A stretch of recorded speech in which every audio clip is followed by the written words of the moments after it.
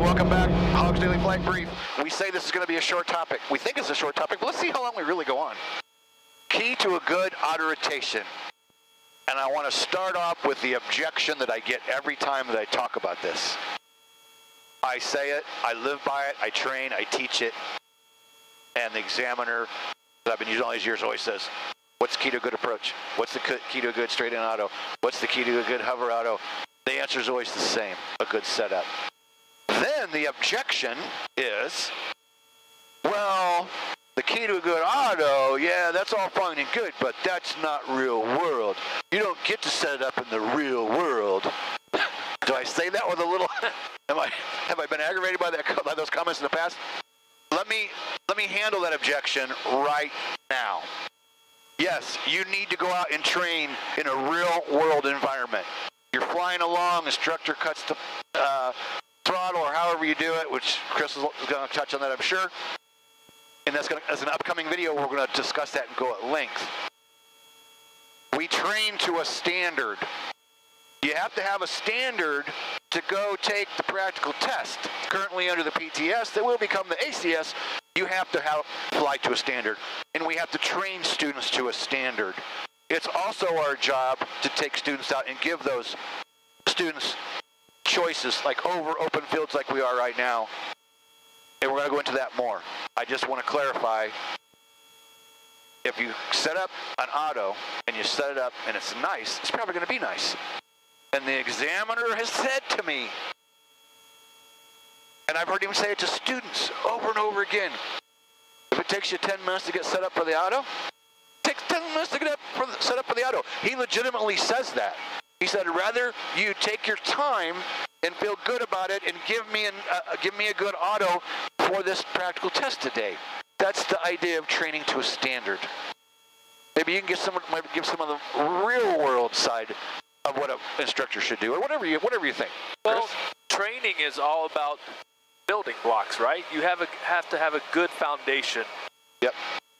In order to actually do it, right? Right. So in the training world, we are having a good setup because what's happening is you're training your brain to do the motions, right? Yes. So, we're having a good setup at the airport, getting ourselves lined up with the runway. We're counting off 3, 2, 1. We're entering the auto. It's all about good setup. It's all about getting the movements down with your hands, your mind, where you're looking, scanning, all that stuff. Absolutely. Now, once you have a good base and your student or the pilot has it, the repetition down, he understands the signs of an engine failure. He understands what he's going to do without thinking. Then we're going to go out there and do that real world stuff. And yes. I'll tell you right now, as an instructor, when I'm training my guys to get ready for that check ride, when we're in that check ride prep phase, I may tell him, okay, let's go out here and we'll set up for a confined area. And on the way to that confined area, I may roll the throttle off to simulate the engine failure. Sure. And we may have a tailwind, we may have a crosswind, we may be right into the wind. But he now has the practice and the foundation and the repetition, the memory of what to do. Yes. As soon as he recognizes that engine failure, the needles are split, the nose is yaw to the right in the G2. He knows, oh crap, I better lower that collective and get into an auto. And yep. Oh yeah, where's the wind coming from? Well, it's a tailwind. I need to make that turn. So yes, we do need to have a good setup to start that, to start the building blocks, to start that base of how to handle it. But there toward the end, we get into that training world where I'll just do it, and you better take, you better take the proper action, get into the wind, find that open area, whatever. So. That's right. Let's get in the comments. Let's fight it out, man. Let's fight this one out, because I know I'm going to get those objections. No, I'm just kidding. Right. Comment whatever you like. Food for thought. We're bringing these daily videos up. We're giving you our opinions. We're giving what you think, or we think. No, we're telling you what to think. Right. No, we're giving you options to think about. It's food for thought. What works for one person in one part of the world might not work for a person in another part of the world. Yeah. Bottom line. But yeah, we know there's a difference between a good setup and all that and in the real world. We know that, but if you have a good setup, that's only going to transition into the real world. The only thing the examiner cares about is the practical test standards that will be the airman certification standards. And my examiner buddy of 20 years, we're flying him home one day in an airplane, and the pilot says, but hey, is it very hard to decide whether a student passes or fails? And he goes, never heard of the PTS? and the airplane pilot went, oh, okay, yeah. I mean, that was his only thing. Never heard of the PTS? Yeah. Got to fly to a standard. Got to fly to the standard. Awesome. So we're going to do some more auto rotation videos, and we'll touch on these things a little more in depth with each one. But they're coming up. Straight in auto, auto with 90-degree turns, auto's 180-degree turns in one swooping turn, or two 90-degree turns, power failure at altitude. Those are all coming up. And we're going to do them. We're going to shoot them, we're going to fly them, we're going to talk about them, then we're going to do that real world, go out and, oh, we're flying along, and not like right now. We're turning and like, boom, engine failure, what am I going to do? Those are coming up. Go down below for a free maneuver guide, helicopter maneuver guide. Go down below to sign up for a Helicopter Airline Ground School membership. We have a 24 test flight on our monthly memberships, 24 hours, view the whole entire site, not a sample like the other guys. View our entire site, any membership, 24 hours, no charge. Then you decide whether it's right for you or it's not right for you right now. We part as friends. That's simple. Like, subscribe, click the bell, and we'll see you in the next video for Straight in Auto Rotation. Next one coming up. Peace out. Okay. We always think they're going to be short, and they're never short. Yeah. They always go, I think, oh, we can do this in like 2 minutes. Yeah. So so how do you want to... Oh no, the Tonka logo just fell off the helicopter. It's kind of fun when people come here to fly with us and they go, man, that's the helicopter I've seen in the videos for so many years. I went out and got that for Holly's CFI that we did like 8 years ago. And we've been using it ever since, so. Oh no, the logo fell off. I'm Kenny Keller, creator of Helicopter Online Ground School, author of Amazon #1 bestseller, Private Pilot 101, Helicopter Training Blueprint. You can get that for free down below in a free PDF, link down below. So this is Auto Rotation Week. This is the last day of 5 days of live events talking about autos. A little bit later, we're going to give away a copy of the Airman Certification Standards for Private Pilot in chat. And just to give you a little heads up of what we're doing, we rolled one video and we're going to roll 11 more. And these are all from Hauser and I together out doing autos together. Hauser's flying, I'm running the camera. And since we've just announced this week, we have new advanced auto rotation courses here at Hogs where we'll go out and do things with you like 0 airspeed autos, 360-degree autos, engine failure on takeoff, engine failures at different airspeeds and altitudes. You heard in the first video where I complained about people always saying, well, that's not real world. Yes, we train to a standard for a check ride. So with that being said, we're going to go out and do those things that are more real world, and especially the just rolling off the throttle at maybe 800 feet and 90 knots, right? Give you some different scenarios to experience what might really happen during an engine failure. And we've got 11 more videos to go, and Lindsay had her hand up. I just have a question in chat whenever you're ready. Okay, go ahead. This is coming back to JJ Donovan, and they want to know, is there a mathematical calculation input variable that needs to be done for auto rotation? Wow, that's pretty technical. I don't really know how to answer that other than you don't really have to do any math for autos. You need to know what the manufacturer says, number one. What does the manufacturer state as far as entry speeds, glide speeds, ratios for glide distance, best speeds for different scenarios throughout, and that all comes out of the POH. But as far as pilots in the helicopter, we need to know what speed do we want to be when we enter for practice, or if it happens to you in the real world, what speed do you need to shoot for? You've got a normal target speed you use during the auto rotation. And then there's a posted speed normally for stretching the glide, and then they may have another speed to lessen the distance. So that all comes directly out of the POH.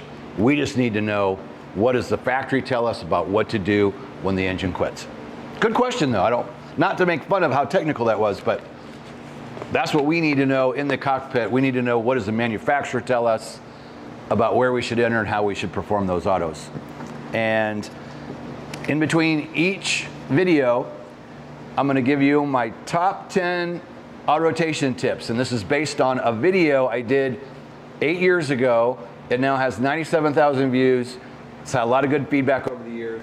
And I thought, I wonder what it would be today. I didn't view the video. When I came in today, I sat down and I went, what would my top 10 be today? And I just wrote them down, just one after another after another. And then I pulled the video up and I compared, and they come out pretty much the same, with the exception of the placement might be different. Just one or two of them in a different place in the list. But again, when I do these, I just think of right off the top of my head, what are the tips? And then the verbiage might have changed just a little bit. So my number one, we just told you in the first video, good setup. I don't care if it's a straight in auto, hover auto, normal approach, steep approach, no matter what maneuver you're doing, if you set it up nice, it'll be nice. If you set it up sloppy, it's gonna be sloppy. And we'll cover the other 9 in between each video. So looks like Lindsay's got her hand up. I have one more question before we roll into our next video. This is coming from Bryce Dodge.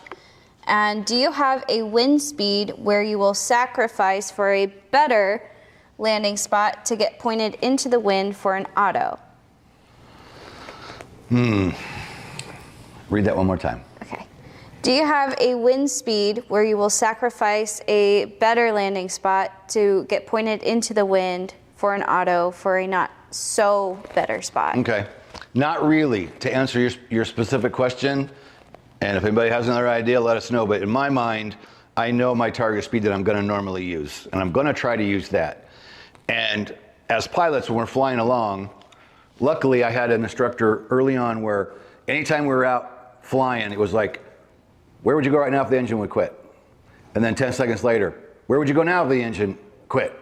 And then 10 seconds later, now where would you go, right? And he was doing that very frequently through my private pilot training, and I'm glad he did that, because we should ingrain that, where we're always thinking, where are we gonna go, where are we gonna go, where are we gonna go? I'm gonna shoot for my target speed, and I'm gonna try to make my spot by, angle is gonna be my number one.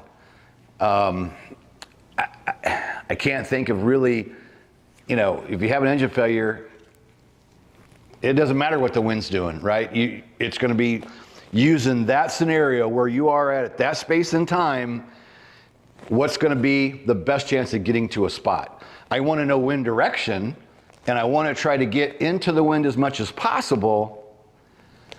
And you should, in a way, that's in your mind in the glide, right? Like, you already have an idea of how windy it is, and if it's windy and you turn into the wind, that's gonna make the distance less, right? If it's not windy, you're gonna glide farther.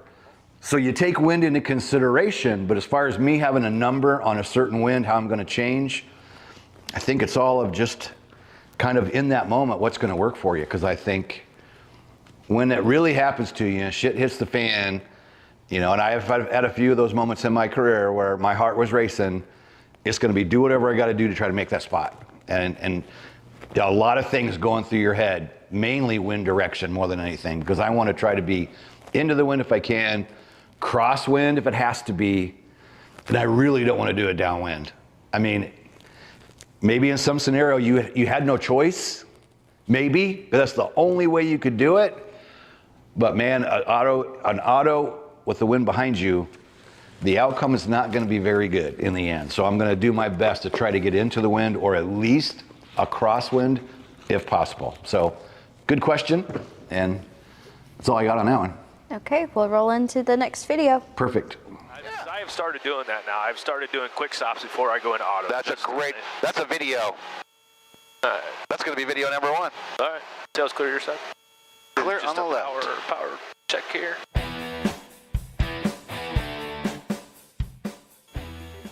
Oh yeah, good wins today. Good for autos. All right, so where do you want me head, and what are we doing first? We have any questions? We don't have any questions, right? Or we don't have any? Nope, I think we'll go right into the autos as soon as you're comfortable doing them. Okay. And I always like to do a normal approach first, but if you're ready to go right to them, we can go right to them. Well, what I'd like to do is probably do a couple quick stops. Let's do a normal approach, do a couple quick stops, kind of get. I have started doing that now. I've started doing quick stops before I go into auto. That's that's a video. Oh yeah, look at that. Getting that full right pedal in there, going against that wind. All right, come back around. That was good. Goshen traffic, helicopter 763 Sierra Hotels on taxiway off will be departing. Taxiway off a parallel 27 with a south turnout, Goshen. Oh yeah, look at that. Heck of a crosswind today. All right, warning caution lights are off. Gauges are in the green. We got plenty of fuel for what we're doing. Oil temp is still in the yellow, but it's high enough to where we can take off. Off we go. Awesome. So you're going to go around and do a normal first? Yeah, and then do some quick stops? Yeah, I think we'll just come around, do it normal. Do a couple quick stops, just kind of feel it out. Awesome. So we're just going to roll right into our first video. Because our last video, we said we're going to do straight in autos on the next video. And as we were going out today, Chris says, you know what? I said, I like to do like a normal approach first. And he goes, you know, I like to do a normal approach to warm up and a couple of quick stops before doing straight ins autos. And I went, perfect. Let's make that a video because this is a great topic to get into before we do show you a straight in auto. As Chris said, he likes to do them clear on the left. And I'll try to make this short because I go on too long sometimes, but this morning we were talking about when I almost got killed as a brand new CFI by a weekend warrior pilot because I wasn't ready to, I should have been more ready to fix the mistake that he was going to make. And anyway, as a brand new CFI, I hired a high time instructor to come in and work with me. And because I was a brand new CFI, I was ready to start teaching autos to a particular student and I just wasn't comfortable. So anyway, I hire this 4,000-hour pilot, I believe at the time, at least like 4,000 in R-22s, and then he had other aircraft under his belt as well. He was a high-time instructor where I did all my training and then had one of my first jobs. And when he said, let's back up and to freshen everything up, let's do some ground school, then we're going to go out and we're going to do quick stops before the autos. And then we're going to do 90s, and then we're going to do 180s. And we're going to get to that in the upcoming videos. But what he said in that video, in that training, we did the ground, and he said, let's go on and do quick stops first. Let's hone your flare in.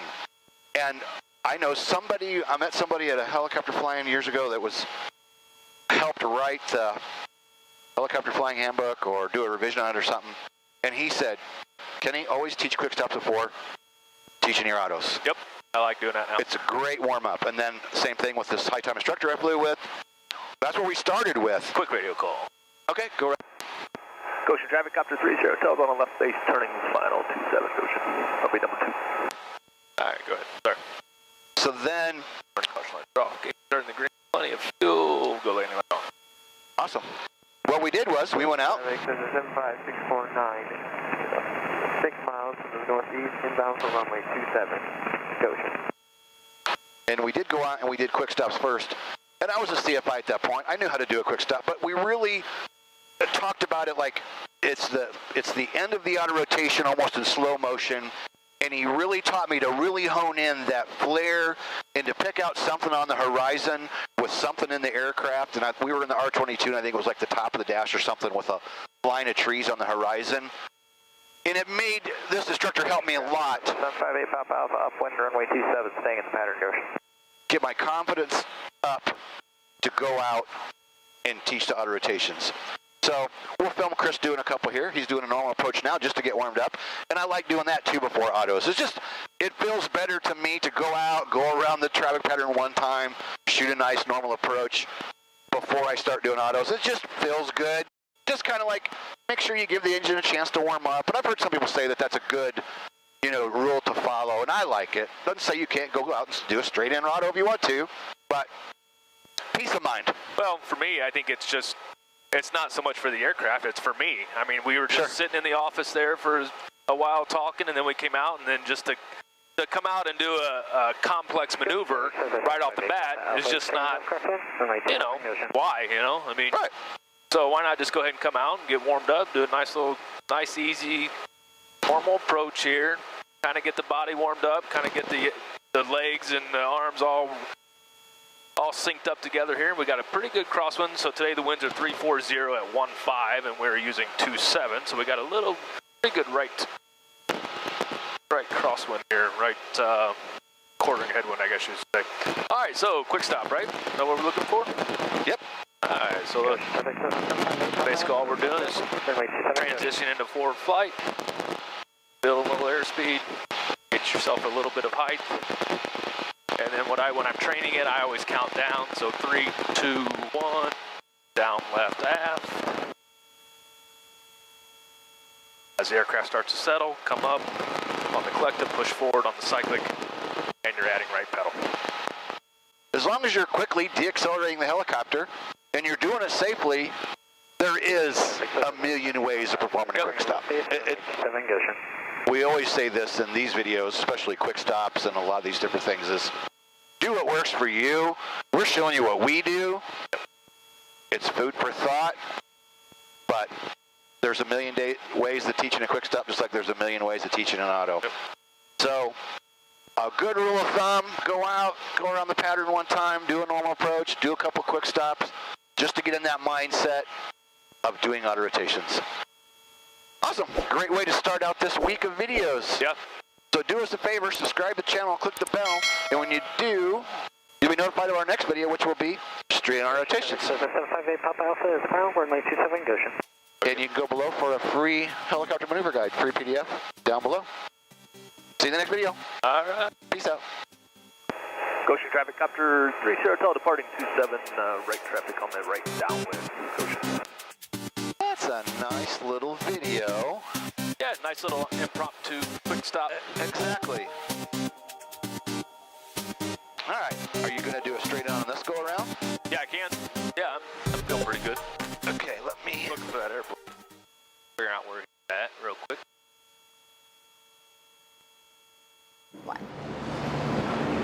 Okay, Lindsay has another, what sounds like a good question in chat. Go ahead and read that question, Lindsay. Yeah, from JJ. Is there an app or something that will immediately show the settings needed for an auto on the display when it starts, as opposed to having to remember all of the settings? To answer that question, I would say, I don't know of anything like that. Not saying there isn't, and not saying with the advancing of technology and AI into aviation, maybe something like that will come about. But my response to that is, the numbers aren't that hard to memorize for each individual aircraft. Like if you're training and flying in an R-44 example, you need to go into the POH and know the numbers, right? You need to know what those numbers are. You're going to need to know them for your check ride to pass your test. You're going to need to know them for your flight reviews. And then you need to know them because when that emergency happens, you know, you're flying along, something happens, boom, it happens, engine quits, nose is going to go to the left in a counterclockwise system. We use the memory aid ET. If the nose goes to the left, it's the engine. If the nose goes to the right, it's the tail rotor. And you immediately need to know to enter what to do. Like, I need to enter, and I just start turning toward my spot and go for my target speed. To bring in at 500 feet, I got to go look at numbers on a screen somewhere and try to compute. To me, just doesn't really make sense because the manufacturer knows through testing and years of experience what airspeeds are going to work for you. And again, you're going to have a target glide speed that's established in the POH. So it's really about entering the auto, turning towards your spot, inside, outside, managing your RPM and your airspeed. It just doesn't seem realistic to me to be thinking that, oh, I got some screen to look at to tell me what to do. Just to me, in an auto, most of the time we're 500 feet above the ground. I just don't see time for that. It just doesn't, that doesn't really make sense to me. It's a great question, and I'm not making fun of your question because that's a good question, but my opinion, that's just overthinking, right? Because in emergency, you want to know exactly what you're going to do in that moment. I'll throw in a neat little statistic from a Vietnam era pilot that I flew with. Gave me a tip that I'd never heard before. In aviation, you hear people all the time say, oh, I'm a helicopter pilot and I must make split-second decisions and I'm so cool, you know? You hear that a lot. And I was doing an approach in a twin-engine helicopter with patient on board, going into the hospital. That book right there, that's the hospital. Helipad is right here. So as I'm coming in on approach, hospital's in front of me, I get an engine out horn and warning light. I have two engines, But losing one engine, I know I'm not gonna have the power to climb and fly away. I have one thing I can do, and it's get down to that helipad. And you know, in that moment, in that split second, horns going off, lights shining in your face, makes your heart freaking race and you go, holy shit, right? The only thing I could think of was get to that spot, right? So I think I pushed the cyclic forward a little bit to increase my speed because I normally do nice slow approaches, but I wanted to get to that helipad. So I just got on there as fast as I could and I sat down, and then when I had a chance to check everything, I realized it was a faulty horn and light. Both engines were still running. And so I discussed it with the pilot who I worked opposite of, and he was a Vietnam era pilot, been flying forever. And when I told him about what happened, he said, let me tell you something, Kenny. Did you know that the average person takes 11 seconds to figure out what in the hell's going on when something bad happens? And I went, wow, that's pretty interesting, because I hear all these pilots talk about making split-second decisions. And he said, the average person takes 11 seconds to figure something out, right? So you're flying along, the engine quits, you have to get the collective down and establish your speed, and you got to start turning towards a spot. So think about the human factor involved in, holy shit, something bad just happened, the nose went left. Okay, that was the engine, not the tail rotor. Okay, I got to enter. Like, it happens, you got to enter it, shoot for your speed, and you got to enter a little aft cyclic too if you're above your target speed, because you don't want to start drooping the RPM. So again, there's a lot going on, and your mind does have to think through some things, but just think you may not be able to do it in a split second, right? So again, feels like digging a little too deep. You know, you want to know what to do, how to enter, and do it. Yeah. So number 2 on our list of, well, there it is. I just mentioned it, so the good time to cover it. A small aft pull at entry to the autorotation. That was my number 2 from way back, and it's basically the same thing 8 years later. And what we're talking about is, you know, in practice autorotations, if I'm going to glide at 70, I enter about 72 or 73, a little bit above my target speed, so that when you enter the autorotation, the nose is going to want to drop. So when you enter, if you go a little bit aft, I'm like pulling back, bringing it back to 70, and I'm keeping the helicopter level. If you don't, if you don't pull aft cyclic, nose drops, RPM drops. So then what happens? Then you start monkeying with the collective and monkeying with the cyclic to try to fix the RPM and the speed. And then you end up seesawing all the way down like this. And then there's a fatal accident that they determined, and this was in an EMS aircraft actually, so this is a professional pilot, was flying at his cruise speed. Let's say it was 120 knots. That was common in the BK and the EC-135 that I flew. He's flying at cruise speed, has an engine failure, fails to pull aft cyclic, loses rotor RPM, and everybody dies. Now, how did they conclude that? I don't know, but it came out in the accident report. So it's very important above your target speed. If you're cruising speed, let's use R44 example. Target speed 70 for the glide is what I use. What if I'm traveling 100? Engine quits. I'm gonna need to go aft cyclic and start slowing that thing down and keep the helicopter level, keeps your RPM in check, and you can continue on with your auto. So our number 2 on my list of top 10 check ride tips, or not check ride, autorotation tips, when you're setting it up, enter a little bit above your target speed, enter in a very slight aft pull, or however much it takes to, what I say, set your speed, pull to your target speed. Okay, any other questions pop in? No, sir. Nope, okay, so let's roll the video we want to roll to next, and then we'll get back to the autorotation videos. We have a video on specifically what we're offering right now in the R22 and R44. And autorotation is what we're talking about, so we'll give you a little more info about what you're going to get in the R22 or R44 advanced autorotation courses. So let's roll that next, Lindsay. First slide, I'm going to tell you about the advanced and accelerating training we have for both R22 and R44 here at Hogs, because a lot of people don't really understand what we do. We're not typical flight school. We bring a person in for 1 day, 3 days, 5 days, whatever it takes to do what it is you want to do.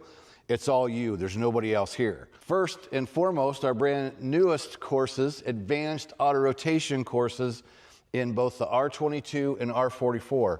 So again, when you come, it's going to be just you, me, Hauser, possibly Hunter, one of our newest part-time CFIs, but we're going to work with you and go out and do all the stuff you don't get to do at your flight school. Instead of just doing straight ins and 180s, we're going to go out and we can do full downs if you like. We can do engine failure on takeoff. We can do 0 airspeed autos. We can do 360-degree autos. We can enter at different altitudes and airspeeds, which is what we'll do. Hauser likes calling it a training scar. He says if all you do is straight ins and 180s, that's all you're ever going to really think to do when something bad happens, because you do in the real world the way you train. So we're offering these advanced auto-rotation courses so you can come here. These are 2 days. These are 2-day courses for either the R22 or R44. And we just had a member who just did a mountain course in the R44 out in Vegas. And he called up today and said, hey, can I split it and do half in the R22 and half in the R44? And we went, sure, why not, right? It's still a 2-day course, but he'll split the time. It's 3 hours of flight time. So he'll do an hour and a half in the R22 and an hour and a half in the R44. So that's what we're doing with the advanced auto rotation courses, all the stuff you don't get to do at a typical flight school. We also have the final approach course we've been doing for 2 years. We're offering those both in the R22 and R44. I've been flying 28 years. I've been using the same examiner for 24 years. We got a pretty good idea how to get you ready and get you through. And again, this is one-on-one, not your flight school. We don't even call ourselves a flight school. We're Helicopter Online Ground School that offers advanced and accelerated training. We just want one person at a time, so you get our full attention on the final approach course. We feed you each day, and we Zoom with you ahead of time. Once you book, we'll do a Zoom to see where your knowledge is at. We'll schedule a date with the examiner. And again, booking takes money up front. And just so you know, there is a no refund policy for your cancellation. If we would have to cancel, we could do that. But we've had a string of those. So this is pay up front to get on the schedule and get your date with the examiner. But we will get you finished. First one we did 2 years ago, number 1 of 19 that we've done now, came from Florida. He had 160 hours working on his private and still wasn't done. We finished him in a week and he went home happy. And then we had 2 more from that same flight school come up with the same problem. That's the final approach course. You can't get an examiner lined up. The helicopter's broken. The instructor just left to go to another job. The list is long on why people are frustrated because they can't get finished. And we don't even take away from the typical flight school. Just like the 3 that came from Florida, our examiner goes, well, why don't they just work a deal with you? Since they're happy with their flight school, they just can't get the check ride done because of whatever reason. Ship all the check rides up here. So that's what we do. We're not a flight school taking Billy, Bob, and Mary at 10, 2, and 4. We just do one-on-one accelerated training so we can get you finished up. Next, we have SFAR 73 sign-offs. We've done several of these lately. Maybe you just need the time maybe you need the time to get a pilot and command sign-off. You want to come here, you've got a couple hours towards what you need for the sign-off, but you don't have it all, or maybe you want to do the full 5 hours or 10 hours or whatever you need on your individual case. Again, we're going to do all this in a matter of a couple days. We're going to bring you in, work with you, do flight, do ground, do flight, do ground, get your sign-off, send you home. Same thing with an instructor. We just did one of those this past week. We did, Joe was here, did his CFI add-on, and after he completed, we had Hunter here that went out and did his SFAR instructor sign-off. So that's another thing that you can do. And again, instead of straggling through a month trying to get the flights you need, you just come here, we set the date, we take your money to put you on the schedule, no refunds for cancellations, you got to show up. But we can get you done on either your PIC sign-off or your instructor sign-off. And then time builder courses. If you need to get 10 hours in the R22 or 10 hours in the R44, and of course we can, finagle those numbers, but a lot of times 10's the number. Somebody needs 10 more so they can get their instructor sign-off, or they need 10 because they're transitioning from R22 to R44, or whatever the case is. We can set you up. And again, with the time builder, you're gonna have to check out with one of our instructors, but then you get the helicopter for however many days you need to get the 10 hours done. Again, the beauty of this is accelerated. It's not Tuesday at 2, next week at 5, the following week at 4. It's, we get you on the schedule on a block of time that we have open.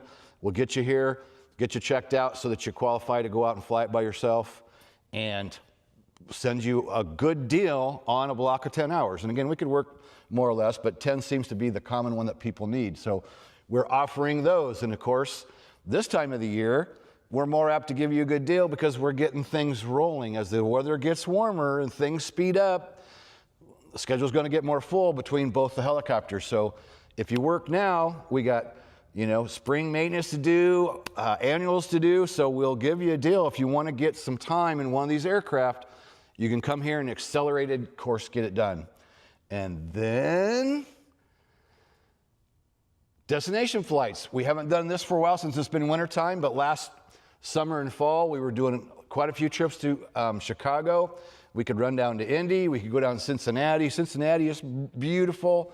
If you want to get a few hours in the aircraft and you want to go somewhere cool at the same time, these destination flights have been a lot of fun, and we can go with you if you want. Just to get the time, get some cool photos, get out and get out of the pattern is really, really nice. So we've been having fun with the destination flights. Those are available as well in both the R22 and R44. And then we have a day at Hogs. We were doing these last year, early in the year, and then we got busy with final approach courses and we didn't do anymore. But we have if you want to come and experience the Hogs experience, somebody said, well, what is that? It's not bragging, but it's the whole experience. That's what makes this place so cool, is we have everything right here. We have a hotel close by. We fix meals here so we don't have to leave and go out somewhere for the day. And on the destination, or on the day at Hogs, you get the whole day to pick our brains, help, you know, mentor you on, maybe you're a fresh CFI and you're going for your first job and you want a little extra help and you want a little help on the aircraft. We can book you a full day at Hogs, and that could be in the R22 and the R44. And Chris Hauser, you see him a lot in our videos. He's in our online courses. You've seen him in our flying videos. Chris is my right-hand man, been working for me off and on for more than 10 years. And Chris flies full-time a Bell 429.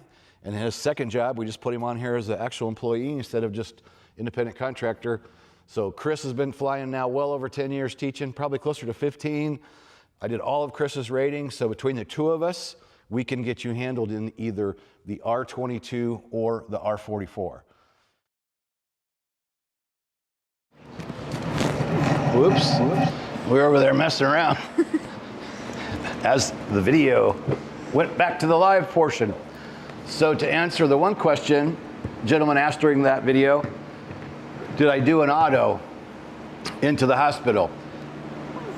Here's the interesting thing on that. We still had another engine, so no, I didn't auto. And when you first learn, or you first start getting trained in the twin engine, that's one of the first things the check airman said to me was, now you're flying a twin engine aircraft.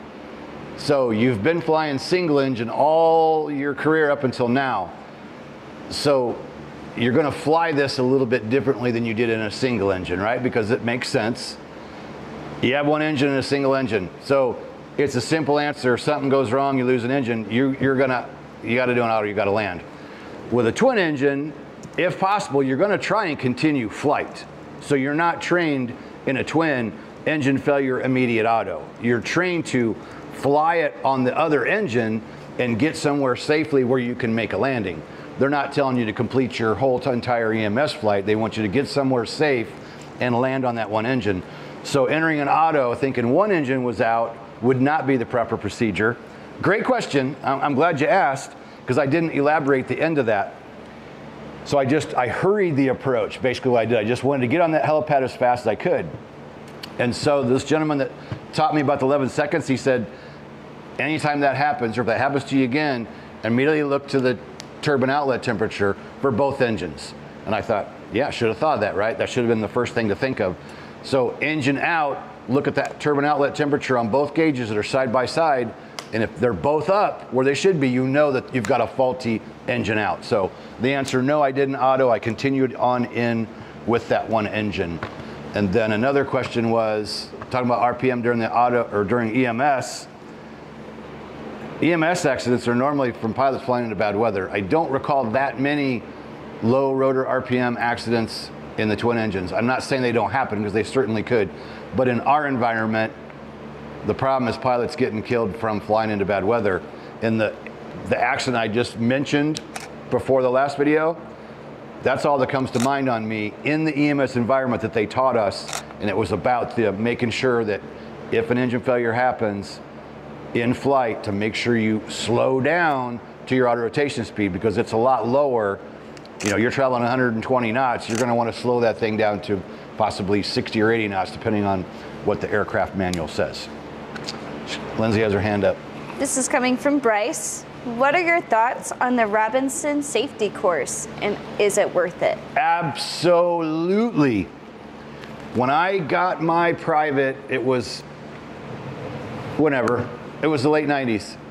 And the examiner, Jerry Ventrella, who I mention all the time, legend in the industry, I got my private and he said, hey, if you ever get a chance to go to the Robinson factory, it's some of the best money you will ever spend. So I went, late 90s, and he was absolutely right. At the time, I don't know whether it was $500 or $600. When it comes to helicopter training, you know, at that time, the safety course was like maybe 3 days. I can't remember whether it was 2 days, 3 days, 4 days, but you got several days, 2 or 3 days of classroom, and then you actually got a flight with one of the factory instructors. So I left that course as a private pilot, you know, knowing I wanted to move on through instrument, commercial, CFI, with a ton of knowledge. And this is where I talk about Robinson a lot, and where I got the first, well, this is why when somebody asks the question, well, do you think Robinsons are safe? And I say, yes, if you fly them the way you're intended to be flown, and you're doing the proper maintenance, I say the answer is yes. You have people that want to constantly bash them, but those are normally people that don't have hardly any time in them or no time in them, and they're only going on what they've heard. And Robinson is very upfront. When you go to the factory, they explain to you, look, back in, you know, I don't remember how many years now Robinson's been actually selling the helicopter, but let's say, you know, 40 years ago, 1 in 10 that left the factory when they were brand new didn't make it to its destination. That sounds pretty horrible, right? It does. And they come right out in the course and say, look, in the beginning, here's where we made mistakes. In the beginning, here's where improper instruction was the cause of the problem. Instructors not doing necessarily training that should have been done. They go in and identify all the problems that caused Robinson to get a really bad rap in the beginning. And when you see the numbers and how much the safety has improved for the last 40 years, it's amazing, right? Like the number of accidents per 1,000 hours of flight time, it's just improved over the years. And as much as we like to complain about the SFAR 73, that's why it was introduced, because of the accidents. And the SFAR 73 does hold people to a higher standard. And I can think of things I learned from the Robinson factory clear back then that I've been using my whole teaching career. So I highly recommend the Robinson safety course, absolutely. Now they have an instructor's course that I haven't attended yet. I've been invited, they want me to come out and do it, and I want to go do it. I'm sure that that's probably phenomenal as well, and I've heard good things about that, because they want people to they want instructors teaching to a standard. And my conversation with the director of safety, he said to me on the phone, the problem is when instructors say, well, here's what I like to show people. Here's what I like to do. And the example he gave me was some instructor out there gave somebody a practice auto rotation with hydraulics off. And, you know, he's flipping out on the phone going, where, who, why, right? And I'm like, I've never heard of that. That's an awful lot to give somebody a practice auto rotation and you turn the hydraulics off on them. Not cool, right? Not cool. So there's a lot of things that instructors do that they just made up on their own. that's outside of the envelope of the way Robinson wants you to teach and instruct and fly in their aircraft. So I think the Robinson safety course, hands down, worth every single penny that you would spend to attend. So absolutely. Any other questions? I don't believe so. Okay, so let's go to number 3. And the only difference between number 3 8 years ago and today I wrote down nail the speed, meaning talking about the target speed I keep mentioning. And in that same long line of thinking, what I've titled that one was 8 years ago was 3 things you do at entry, which is down collective, right pedal, aft cyclic. So you can kind of put those two together, right? Because you want to have the good entry, whether you're training or it happens to you in the real world, you want to get to your target speed and then working on keeping that speed. If you can start by getting it right in the beginning, it's easier to maintain that glide speed down. And if you can nail the speed first, it's my opinion that it's easier to keep the RPM in line, and you also want to put the trim in there, and I think that comes up again a little bit later.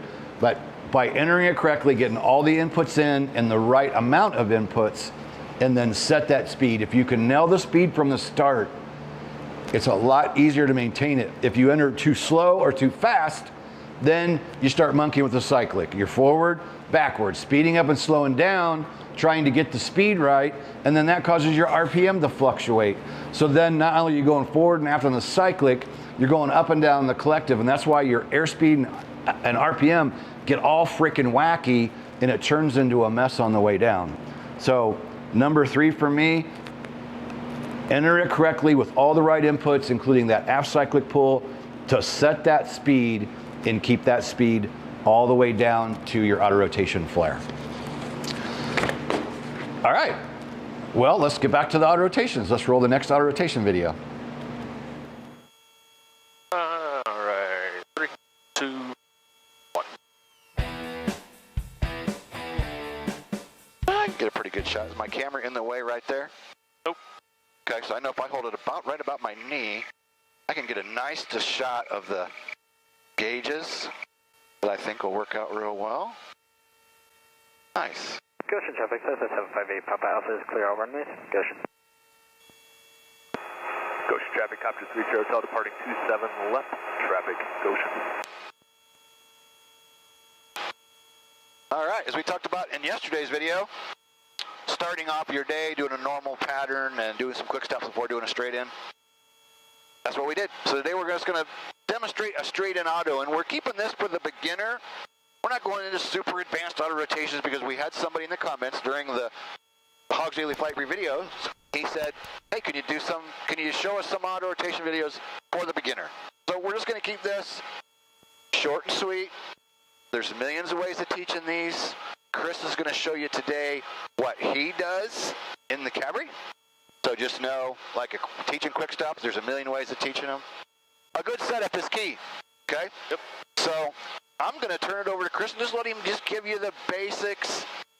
Kind of, let's say he's teaching, say you're teaching me as a brand new student and I got a little time under my belt, and you're going to intro to me what you're going to be teaching me in a straight in auto. So just keep it a real basic conversation and how you start out teaching them. Okay. Well, right now we're on the left downwind for 27. The winds today are 340 at 15, so we're going to have a pretty good right quartering headwind. This is one thing I hate about autos to a runway is because of the winds. Obviously, if you have an engine failure, you're going to want to fly into the wind. You want to get your nose right in the wind. Well, for safety reasons for the runway, in case we actually do run it on, then we got the whole runway, but that gives us a pretty good crosswind. So anyway, right now we're at about 80 knots or so, 1,500 feet indicated. Clear, runway 27, Goshen. Goshen traffic, copter 3 Hotel's on the left base, turning final 27, Goshen. Morning caution lights are out, gauges are in the green, got plenty of fuel, landing lights on, check final, looks good. So that's how I teach these. I always like to be in cruise flight because that's how you're going to fly. You're going to be at your altitude that you like to be at. I'm usually around 1,500 or so, which is kind of where we're at, maybe 100 feet low. Everything's looking good. right now, I would just have the student, here we are, 2 guys just flying along. And what I will do is I roll the throttle down for the detent, and I want him to recognize the engine failure, which will be the nose to the right, yaw to the right, and the needles split. As soon as that happens, you're going to lower that collective and start slowing your speed for 60. So here we go, in 3, 2, 1, roll off. There's the nose to the right, there's the needle split. Now I'm getting my scan going, rotor, RPM's looking good, airspeed's looking good, I'm in trim, looking at my spot on the runway. Coming down, everything's looking good. Keep that scan going, keep that airspeed right where you're at. About treetop level, you're going to start a little bit of a flare. Flare is going to get more aggressive. As I'm doing that, I'm rolling throttle back on for the student. Level the nose, by forward cyclic, up collective, and right pedal. And here we are. Awesome. And the thing that we had to be concerned about in the G2 as we're rolling that throttle back on, if you don't coordinate that with the pedals, you're going to have a kick. So it's with the instructor. As the instructor, I've learned that if you just barely roll that throttle on just a little bit, the coordinator kicks in, brings it up to the governor brings it back, and then as you're doing that, as long as you're on that pedal, you won't have that kick. It's all that we barely had anything there. So, and that's how you do an auto. Awesome. Cool.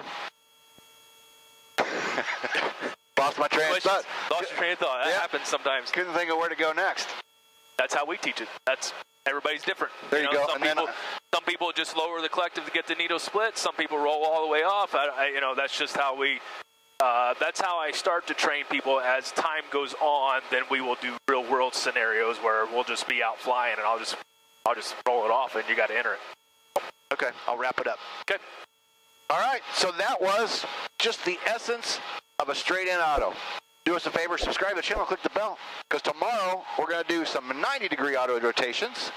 They're going to turn into 180-degree auto rotations, and we're going to give you some food for thought on an alternative method on that 180 auto. So subscribe to the channel, click the bell. See you next video. All right, cool. Short and sweet, to the point. Perfect. Okay. Coach traffic, Copter 3 Short Hotel, departing 27, right traffic, Coach. Okay, that's number 3 of 12 videos. We've got 9 more to show you. And the reason we're showing these to you is we've just started advanced auto rotation courses that both Hauser and I will be doing here at Hogs in the R22 and R44. You can find out more and schedule those at 574-767-1797.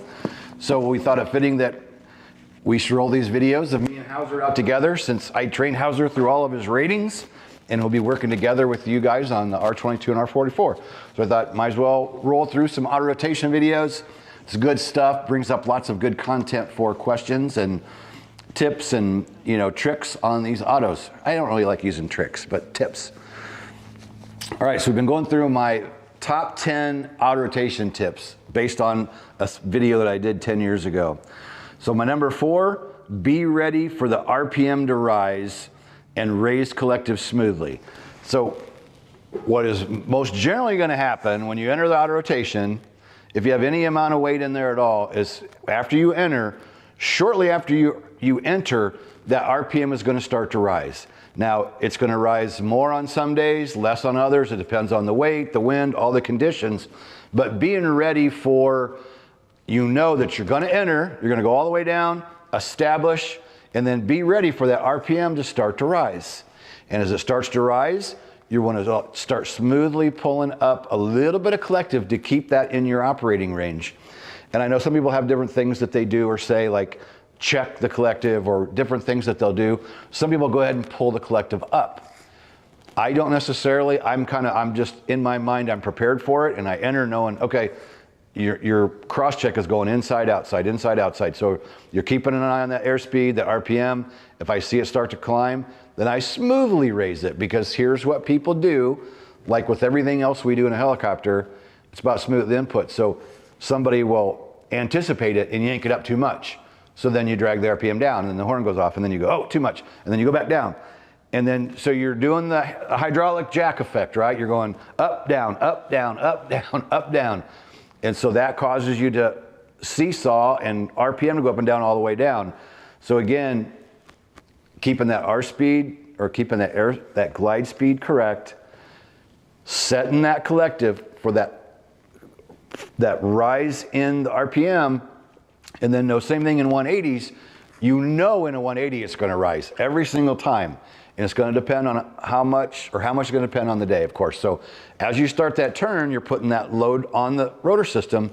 And every time you do a 180, you know that collective or RPM is going to rise, and you're going to need to add collective. And that's usually the trick in the 180, is getting the right amount of collective. And it's just a common thing. Everybody does it, over controlling. You do it in the beginning. You do it as you start advancing, you get into the autos, and you'll do the same thing. You know, we call it stirring the pot, where somebody enters an auto and you'll see them doing this with a cyclic. And you're going, what are you doing? And we call it stirring the pot, because people will enter and then they start doing this. And it's like, why are you doing that? And I don't know what in the human brain causes us to stir the pot and start doing this with the cyclic, but it just happens. People do it. So knowing this, going into your auto rotations, try to make them as smooth as possible. And then, if you're really super light in the helicopter, maybe you're light or your load fuel is really light in certain helicopters, you may not need to raise the collective in that auto. Sometimes if you're really, really light, the RPM won't climb, but that's a rarity. Normally, under normal circumstances, once you enter that auto, you're gonna need to raise a little bit of collective. And again, it depends on each day. As you burn your fuel through that flight, it's gonna change. It's always going to be a little bit different. So always be ready, know that I'm going to enter and watch the RPM, knowing it's going to rise. And once you get kind of a feel for it, you can lead in a little bit. Like you see it or you feel it, you know it's starting to come up, you can go ahead and just pull just a little bit, just enough to keep it where you want it. Number 3, nail the speed. Oh, be ready for RPM rise. That's number 4, actually. All right, well, do you have your next video queued up, Lindsay? We had a question from Bryce in chat asking if he needs to wait on his private, or would it be beneficial now? He has approximately 30 hours before he joins the Robinson safety course. I'm guessing that they might require you to be at least a private. I don't know. I'm sure you can go online and check out the prerequisites, or what do you call it? You know, the qualifications to go take the course. I would just go online and take a look. I would recommend waiting, just because you're working on the private, you know, you're spending your time and energy on that. I think just out of a good general idea would be go ahead, finish the private, and you could check now and see if they allow students, but I'm guessing they probably want you to be at least a private pilot, but I can't really answer. If anybody else knows in chat, let us know, but I would focus on getting the private, that's the step, and then go do the factory course. And a lot of times the factory course is booked out for months. So you could set a timeline, like if you think you're pretty confident you're gonna be done in 3 months on your private, it might be 4 months away before you can even get into a course. So you could go online, check it out, get the details, see when next is available, and get on the schedule to go once you finish your private. I think would be probably the best idea.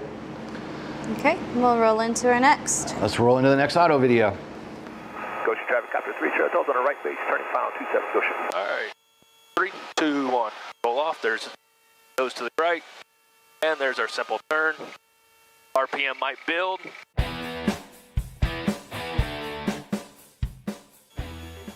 Goshen traffic, copter 3, show hotel, departing 27, right traffic, Goshen.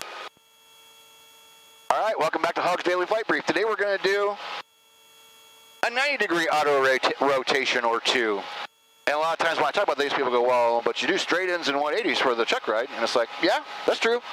But going back to that instructor that helped me out, if you watched yesterday's video, when I was a brand new CFI, I wasn't super confident when I first got my first job to go out and teach, so I hired a full-time or a high-time R22 CFI to go out with me and freshen up my knowledge. And so he taught me the importance of doing 90-degree auto rotations and how you can take those 90-degree auto rotations and turn them into an actual 180.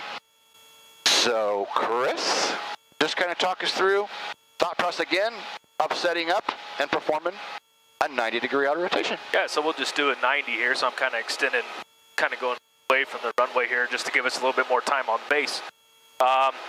Yeah, the reason why, again, what I call a training scar, the way that we do our training makes you have a training scar. So yes, you're right. We train for straight in and 180. And if that's all you do, sometimes in the need of the emergency, the student's only going to think, well, I only can do a straight in or a 180 because that's all I've trained for, right? Sure. Well, the 180 is nothing but that's the most the turn's going to be to get you into the wind. Obviously, if you're flying along and you have a tailwind and the engine quits, you need to do a 180 to get back into the wind. Well, you know, how often do you actually have that direct tailwind? A lot of times you got a crosswind, or you may just have a 30-degree off to the right or something where you just got to make 30 degrees, you know? So that's why it gets, we do the 180 so you can get right back into it. But really, you know, the odds of you have to do a complete 180 are low, I think. So what we're going to show today is we're just going to do a 90 degree. So I've extended my right base here. Again, the winds are 340, but in order to do the training, we want the runway, which is 27. So I'm on an extended right base right now for 27. And what we're going to do is we're going to enter an auto. We're just going to do a 90 degree turn into 27. Get a little closer here. Goshen traffic, copter 3 sure tells on a right base 27, Goshen. Again, we're cruising about almost 80 knots. We're about 1,600 feet indicated, which is where I would be normally cruising anyway. We want this as real world as possible. All right, warning caution lights are off. Gauges are in the green. Landing light is on. Got plenty of fuel. Look down for final. I don't see anybody. Haven't heard anybody. Nobody on the TS. Goshen traffic, copter 3 sure tells on a right base, turning final 27, Goshen. All right, 3, 2, 1. Roll off. Goes to the right. And there's our simple turn. RPM might build, depending on how steep your turn is. If it builds, then we're just going to come up a little bit on the collective and slow it down. And then once it slows down, then we're lowering it back to the floor. And now it just turns into a straight in. So just a small little turn. Now I'm just riding it down. Here comes treetop level, a little bit of a flare. Flare is going to get more aggressive. Let the aircraft start to settle, push the nose forward, come up on that collective, be ready for that right pedal. And there we go. Awesome. And I want to back up what you said. It could be straight in, could be 90, could be 180, could be 170, could be 30, could be 46. Right. Depending on the situation, once we get into the real world auto rotations, whatever it takes to get into the wind the best as possible, or to take a combination of what's going towards the wind plus an open spot versus a wooded area, the scenarios are endless. So back to that objection of training to a standard, people go, well, that's not real world. Well, you go out and try to find some things to do to make it more real world. And that's a little bit of what we're doing now. And we're going to do in an upcoming video, practice engine failure altitude, which is a maneuver in the PTS that's going to become the ACS. That's upcoming in another video. Now that we've showed you the 90, come back tomorrow and we're going to talk about the 180 auto rotation. And again, this is food for thought, and I want to show you something that this instructor taught me when I was a new CFI and I was struggling, trying to build up my confidence to teach autos. Something he showed me that I think is really, really cool. So come back tomorrow for 180 degree auto rotations. Do us a favor, subscribe to the channel, click the bell, and we'll see you in the next video. Peace out. I almost forgot what we were doing on that last one. Did you? I was like, oh, I need to make that turn. I need to enter the auto before I turn final. Nice. Hey, a lot going on. You're flying the helicopter. You're listening to me. You're looking outside. You're trying to plan where you're going to enter the turn, and then pretty soon, you go, what the Right, yeah, I got to oh yeah, I need to enter the auto before I make this turn to final. Oops, whatever. We have all been there and done that. Yeah.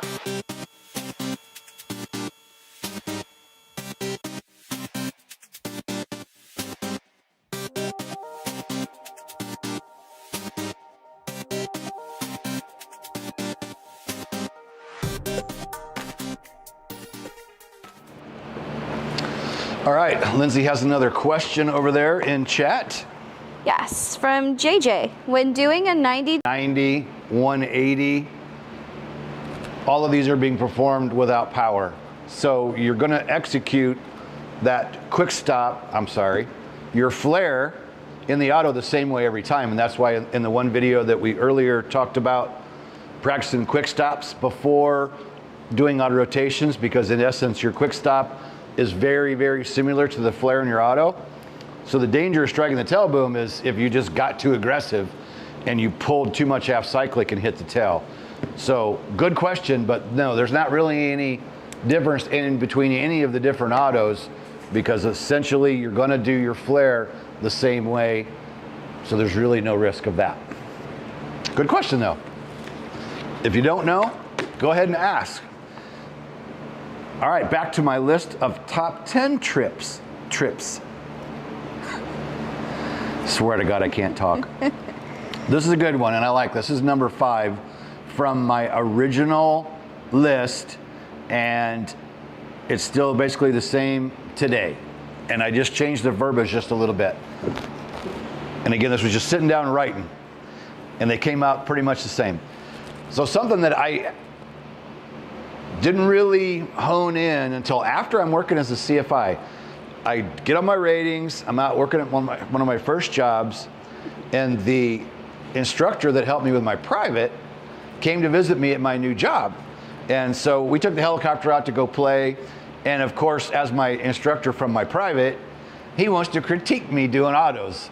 And one of the things that we talked about that day, he noticed as I was coming down out of my auto, I wasn't really in trim. And I don't know that I knew you should always be in trim all the time, whether you're normal flight, cruise flight, auto, whatever you're doing, but never put a lot of emphasis in it. And that day he goes, you're not putting the thing in trim. And he said, if you'll put it in trim, the aircraft's gonna come down a little slower, it'll come out more controlled, and let's go around and try it. And that's, sometimes you gotta get hit in the head, right, for something to really make sense to you. And so once we went around and we did it again, and I put the proper amount of trim in, I was like, wow, right? It felt better. It did come down slower. And so then that put in my thought process when teaching autos, make sure you get people to push the trim. And I see it now, all these years later, in general, people kind of forget about the trim. You know, they're focusing on the entry, and they might put the pedal in, but maybe they don't put enough in, or maybe they put too much, but normally it's gonna be not enough. They'll push a little pedal, but it's not enough to really get it in trim. So you're focusing on everything else that the trim feels like it gets a little bit left behind sometimes. So in your thought process, when you're practicing autos, when you enter, put in the proper amount of pedal that you believe you're gonna need. I'd say get the thing set, and then as you're doing your cross check, outside, inside, outside, inside, outside, inside, add trim to what you're looking at, right? So you're looking outside, you're gonna check RPM, back outside.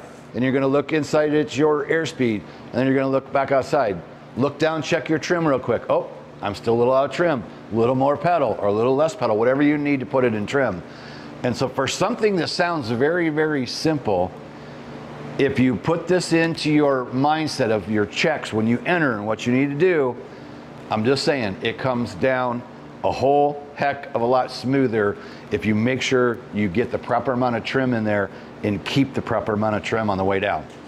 So we'll gear up for our next video, but first, we are going to give away a copy of the Airman Certification Standards for Private Pilot in a little bit. And while we got you here, Private Pilot 101. This is our latest Amazon #1 bestseller. We have 4 Amazon #1 bestsellers now over the idea. We laid it out last year because we actually published it 1 year ago. And Lindsay helped me on the process, and we started the book out with top 10 facts. Example is learning how to fly a helicopter difficult? How long will it take to become a private pilot? How much will it cost to be a private pilot? What's the best approach to selecting a flight school? What are the key differences between helicopters and fixed wing aircraft? That's what we started with, is just the typical questions, things that we know come in almost like every week. That's where we started the book. And then we have a need to know section, talk about financing and using the GI Bill. And then we get started with flight training tips, dual training preparing for solo, after your first solo, advanced maneuvers, preparing for the practical test day, what to do the day of, the night before, so on and so forth, an additional need to know. And then we talk about our clone in here, and we talk about just all kinds of things that are going to help you through your training, like flying 3 times a week. Flying 3 times a week really makes good sense and helps you make the best use of your time and your money. So that is down below, and you can immediately download the PDF, and then there's an opportunity there to buy the paperback also if you would like to do that. And then earlier, Lindsay popped in the maneuver guide link that through these videos. At that time that we made those videos, the maneuver guide was something that we had that was new, so that was the flavor, you know, pushing the videos, the maneuver guide. So the maneuver guide is down below as well.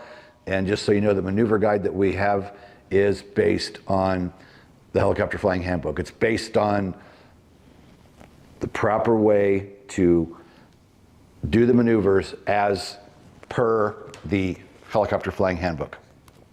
All right, got any other questions? Nope. All right, then let's go ahead and roll the next auto rotation video.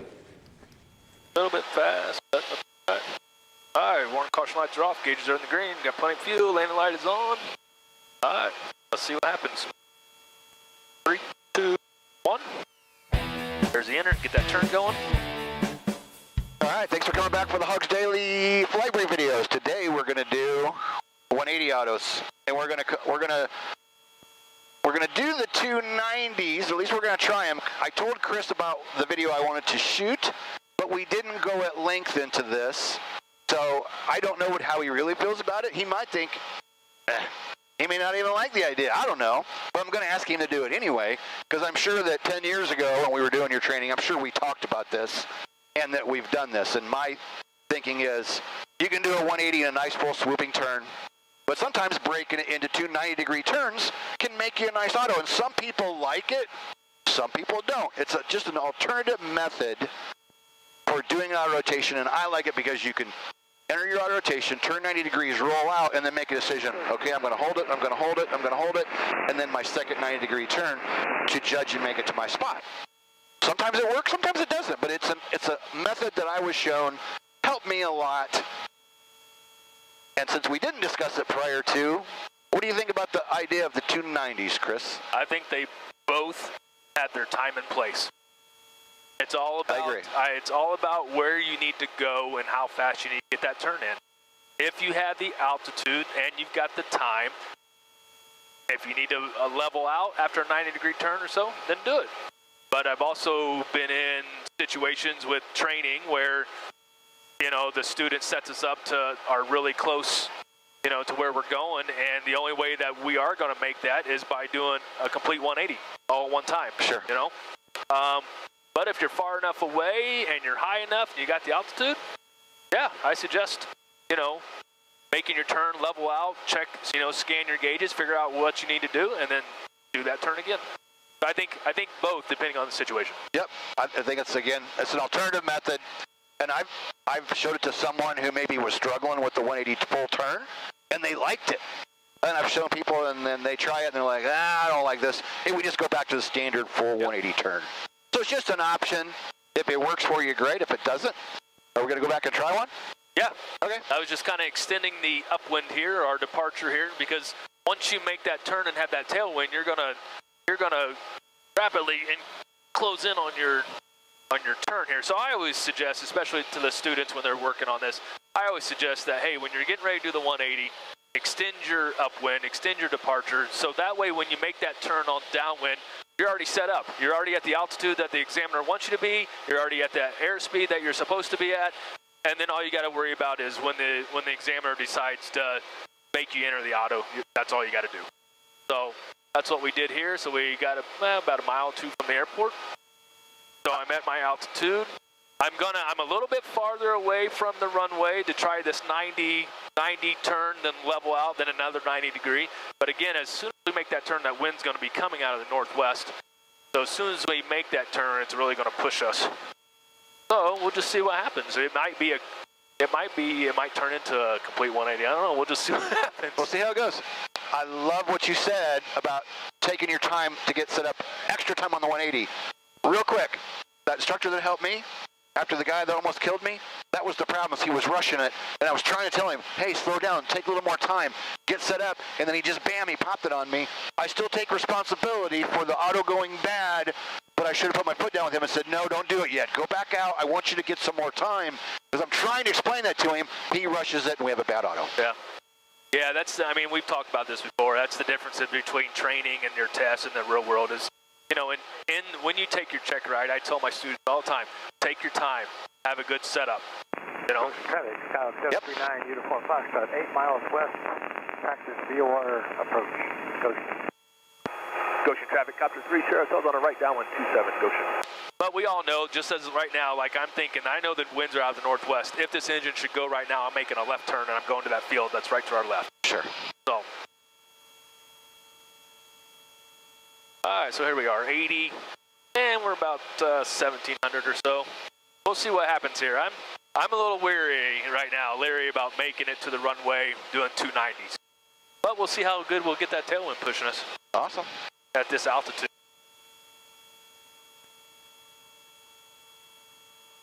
A little bit fast, but all right, warning caution lights are off, gauges are in the green, got plenty of fuel, landing light is on. All right, let's see what happens. 3, 2, 1. There's the enter, get that turn going. Get my scan going, getting trim here, Owls. Okay, there's our 90. A little airspeed here, get myself in trim. So we're gonna do all right here, I think. Awesome. All right, coming around for my next 90. Still got my scan going, watching my RPM, because remember the RPM is gonna build in the turn. There it is. Here comes treetop level. Flare. Golden throttle on as the aircraft starts to settle.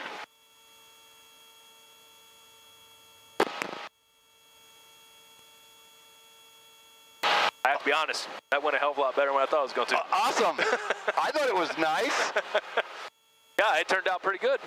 I was a little slow. I got down to about 45 or so, but in this aircraft we can get a little slow, but I don't like to see that. I like to keep the speed as good as possible. I was out of trim a little bit, so that could have helped us to float a little bit better. But other than that, I got to be honest with you, that turned out better than what I thought. Okay. Hey, you need to edit that. We're trying to be politically correct here. Okay. I'll at least do a bleep. Oh, okay. Yeah, do that so you don't have to, you know, Jesus. That was good, Chris. I really like that, and I hope it gives you the idea that this is just an option. It's an alternative method. It's something you can try. A lot of people have liked it. Some don't like it so much, but anything you can have in your toolbox, you know. And not to, you know, interrupt you, but you can see there's a prime example of if we would have done a 180, the full thing, we would have been out there in that field when we were trying to make the runway. Sure. So there's exactly why you might want to do a 90-degree turn, level off, and then do another. Sure. We have low approach only. Definitely a place for it. Hang on, I got a guy coming in. Okay. Goshen traffic, Copter 3, Sierra Hotel, just departed 27 right traffic, and we'll sidestep for the inbound on 9. Thank you, 90 for Foxtrot. All right. I can't help but think back.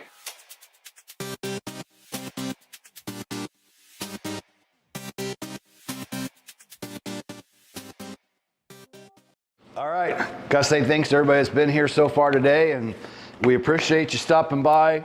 We're getting ready to celebrate 14 years online March 1st, so be prepared for a big fancy sale starting either before or March 1st. Be 14 years since we went online. I started March 1st, 2012, and it's been quite a crazy journey, and we got here mainly through you, people that come into YouTube. YouTube is our number one. YouTube is the reason that our business has been able to exist, and we have other sources of where people find us and become members, but YouTube is our number one and has been pretty much since the start. So we appreciate you coming in. Appreciate you putting your comments in there, whether you're brand new or you're experienced. Do us a favor and subscribe to the channel if you haven't. This is a personal thing for me. I'm asking a favor. As of the day, we're 47,200 subscribers, I think. And for years, 50,000 subscribers has been my goal on YouTube. I don't win anything. I don't get any money. I don't get a play button. Nothing, absolutely nothing happens to 50,000 subscribers. Nothing. other than I hit a personal goal, and I'd like for anybody watching to help me hit that goal by helping us hit 50,000 subscribers. So if you haven't subscribed, click the bell so you'll be notified of other videos. And do us a favor, and I don't really ask to share much, but share our content if you would. We put out a lot of good, really good stuff, and a lot of times, you know, the content kind of lays there and you think, there's sure a lot more people that could be benefiting from this content. So do us a favor and start sharing some of the good stuff. All right, so let's go back to my top 10 list. Number 6. Now this sounds pretty redundant, but it's redundant because it's important. Small movements or inputs like every other maneuver in the auto rotation. We learned from day one. If you're new to this, we're going to teach you that in the hover, the key to hovering is small, little, tiny movements. The average person stirs the pot, over controls, everybody does it. If you're, let's say, a rusty pilot and you haven't flown in a while, you'll get in a helicopter, and when you first pick it up, start hovering, you're probably going to be a little wiggly, and you're going to over control a little bit. So it can be a newbie, it can be somebody who just hasn't flown for a while, or it could be anybody that just wasn't having the best day. How we sleep and how we take care of ourselves really comes to play in the helicopter. I had one guy who was a steel worker, and he would come like twice a week, but he worked all day at the steel factory, and he'd come and do a lesson in the evening before going home. And his lessons during the week were never really very good. And then on Saturdays, he'd come and fly, but he'd come in the morning. So he's coming in after a good night of sleep, he's fresh, showered, cleaned up, ready to go, coming in with a different attitude on a Saturday, and his best flights were always on a Saturday. So anyway, any of us can be over controlling at any point in time. In the auto rotation, one of the biggest problems, I've said it already in the first 5, we make this one is those smooth inputs. So going back to good setup, enter it nice and smooth, set the speed, be ready for that RPM decline, get that trim in, and then when you get down to the flare, we've been talking about this in the videos, and we'll talk about it more in a little bit, but I like to start at treetop, but we'll talk about that on another video that's coming up, or another tip that's coming up in between. So, any new questions popping in? What type or models of helicopters have you flown? Aha. First ever, Bell 47, then Schweitzer, then R22, then R44, then Jet Ranger, then Enstrom. Started out in like a C model, then flew the F-28, later got into the Enstrom turbine, Jet Ranger 206B3, BK-117, one of my favorites of all time, and EC-135. And I think that's it. So all the Enstroms, R22, R44. I have had one flight in the R66. I'd like another, so anybody's got one, you're gonna be swinging through Indiana, stop and hang out for an afternoon. Let's go fly your R66. So that's everything I've flown. Good, pretty good mix. I can't think of any in there that might be. If there's any others, it's something I just got like just an hour in or something. Went up a gyrocopter once, did one on a gyrocopter. And then I got Cessna 172 time, and I got my private privileges in a Tomahawk. Wow. Of all things. An old, beat up Tomahawk. All right, ready for the next vid? Yes, sir. All right, let's roll it. I know, but with 2 turns, I didn't know if we were doing. Were we doing a Oh, you want to go back and do a full 180 I don't know. turn? I don't know. Whatever you want to do. We could. You want to go back and do one? This might be a good time to lead into the power failure at altitude, right? Why in the heck would I want to do that? Oh, shit. Power failure. Smart. Look at that. I know the wind's coming out of the northwest. Make a slight little turn. That's all there is to it. Going into this field, now when we go into a field, we're looking for wires, looking for trees. I'm adjusting my turn just a little bit to give me a little bit more room. There's my treetop level. A little bit of a flare a little bit high. Don't let the aircraft settle a little bit. Rolling throttle back in. And coming back in. Well, welcome to Hug's Daily Flight Brief after we've entered the maneuver when I didn't know it was going to happen. Okay, we're back. We had to clear out a little static there in the radio. Well, yeah, here it comes again. Okay. So yeah, we had that, I surprised Kenny on that. You probably got the shock on his face because it was a legit shock there. It was. I was not prepared for that. Now I have to stress though that I do know this area very well. We're close to the airport. I know all the fields around here, so I knew the field that we were going to go into was going to be just fine. But that's something that as toward the end of our training with a student, I'll do something like that. Sure. And that's and back to what you were started, maybe that's what the PTS requires. They require a power failure at altitude, and that's what the examiner is going to do. Our examiner usually, I'll tell the little secret, usually on the 180, he'll tell you let's go do a 180, but he's not going to tell you when it's going to happen. Right. So we know that. All right, now you can talk and introduce. Oh, today we're doing power failure. Yeah, today we're going to do power failure at altitude, and maybe Chris will do another one for us. Yeah, let's see what we can do here. The thought I had in mind was Jerry Ventrella. I talk about him all the time, legend in the industry. I did my private and commercial with him. Awesome guy. Learned a ton from him, too. I remember him saying, just be prepared. And anytime you see the examiner's hand kind of moving down towards the collective and you're flying over an open field like we are right now, he said, just know that there's an impending engine failure coming up. Yep. Right? So it's a little tip for you.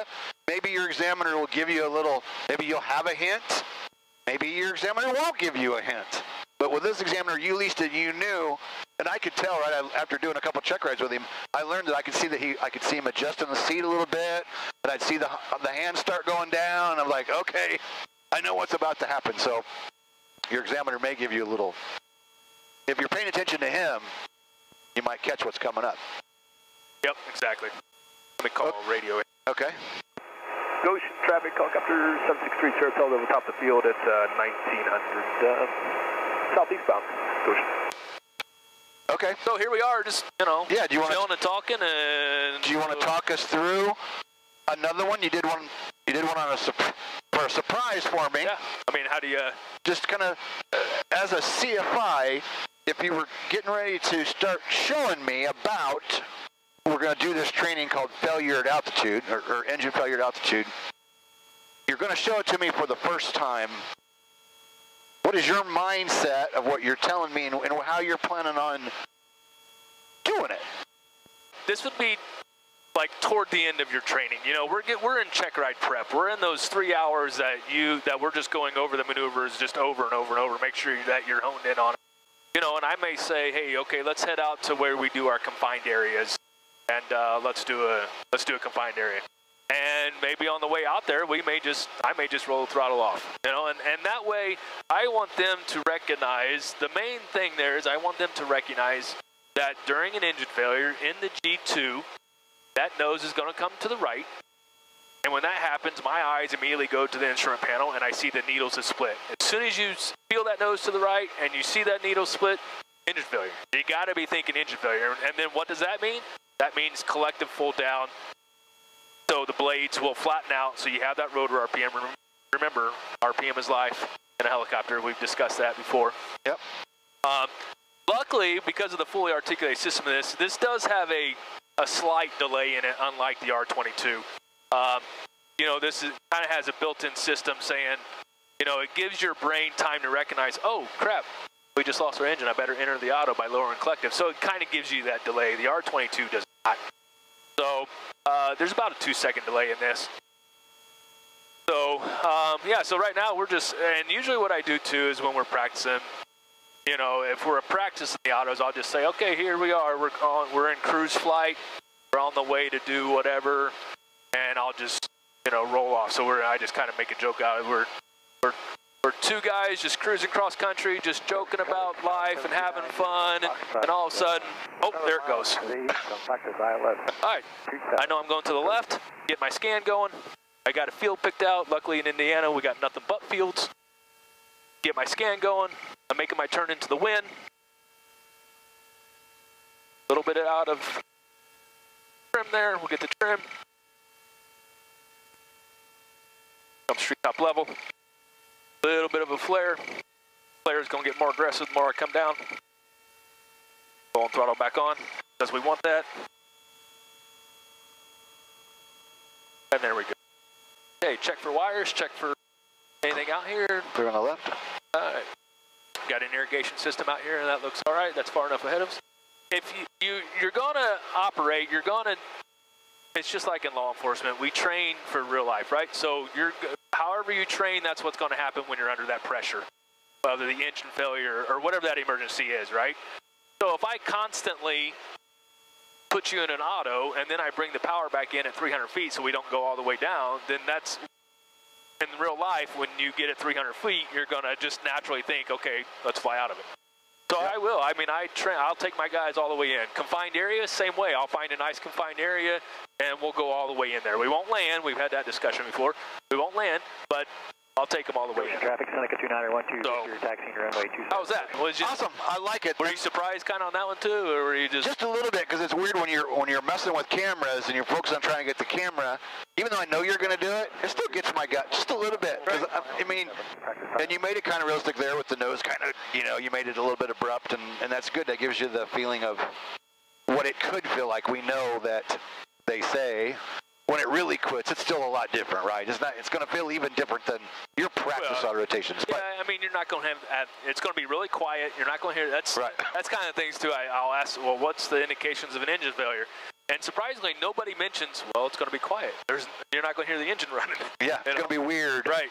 So we should mention, for somebody that's just brand new, that we're in a clockwise system today. Correct. And if you're in a counterclockwise system, the pedal inputs are going to be different, and you're going to notice a difference. But just it's opposite. That nose will go to the left in the counterclockwise. Yes. But once you input, it's all the same.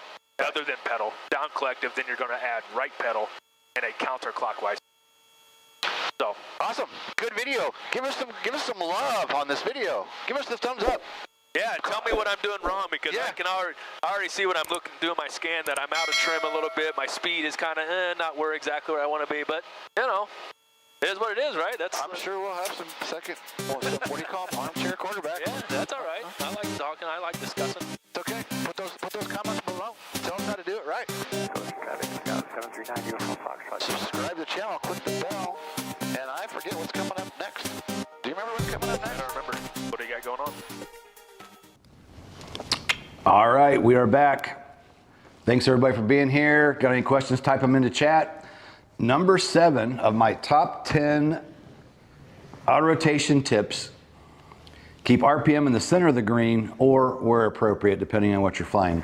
And the reason I say this comes back to the video I told earlier about, or the story I told about flying with one of my original instructors when I was a new CFI. Guy helped me get his private. Then I didn't see him for a while and finished my other ratings, and we went out together. And not only did he talk to me about the trim, is where I really kind of realized how important it is to get that trim in there. And something else he showed was, I don't remember if I was staying either high or low on the RPM during my auto. And on the instrument specifically was what we were in. And he said, hey, I noticed you're either low or you're high. He said, work on keeping that RPM in the center of the green. And on the Enstrom, and this works for most of the aircraft, your RPM range is going to be bigger than your engine range, okay? Makes sense? The green area. You're going to usually have a little more leeway in RPM that you're allowed in the green. So you could be on the high side and be in the green and be fine. You could be in the low side of the green, but outside the parameter of where the engine is. So he pushed me to start trying to keep, on the Enstrom, my RPM right in the center of the green range on the RPM. Because if you're center in the green range for the RPM, that meets you the center of the green for the engine. So when you do your flare and you bring the throttle back, you're bringing the engine back to meet the RPM right in the center. Make sense? Makes it really, really pretty.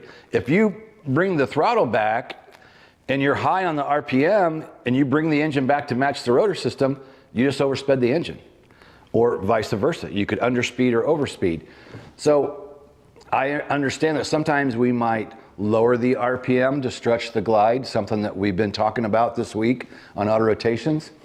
And something that we will also do with you, if you want to come out here for our R22 and R44 advanced auto rotation courses, I'm going to actually ask Lindsay to cue that up so we can show you what that's all about. But that's one of the things that we're going to be doing, is helping you stretch the glide in your auto, pulling that RPM down to the low side so that you can make that glide go a little bit farther. Just so if you haven't experienced, you can see it, or maybe you've experienced it but you want to do it and you're a little leery about getting the RPM down there to the low side.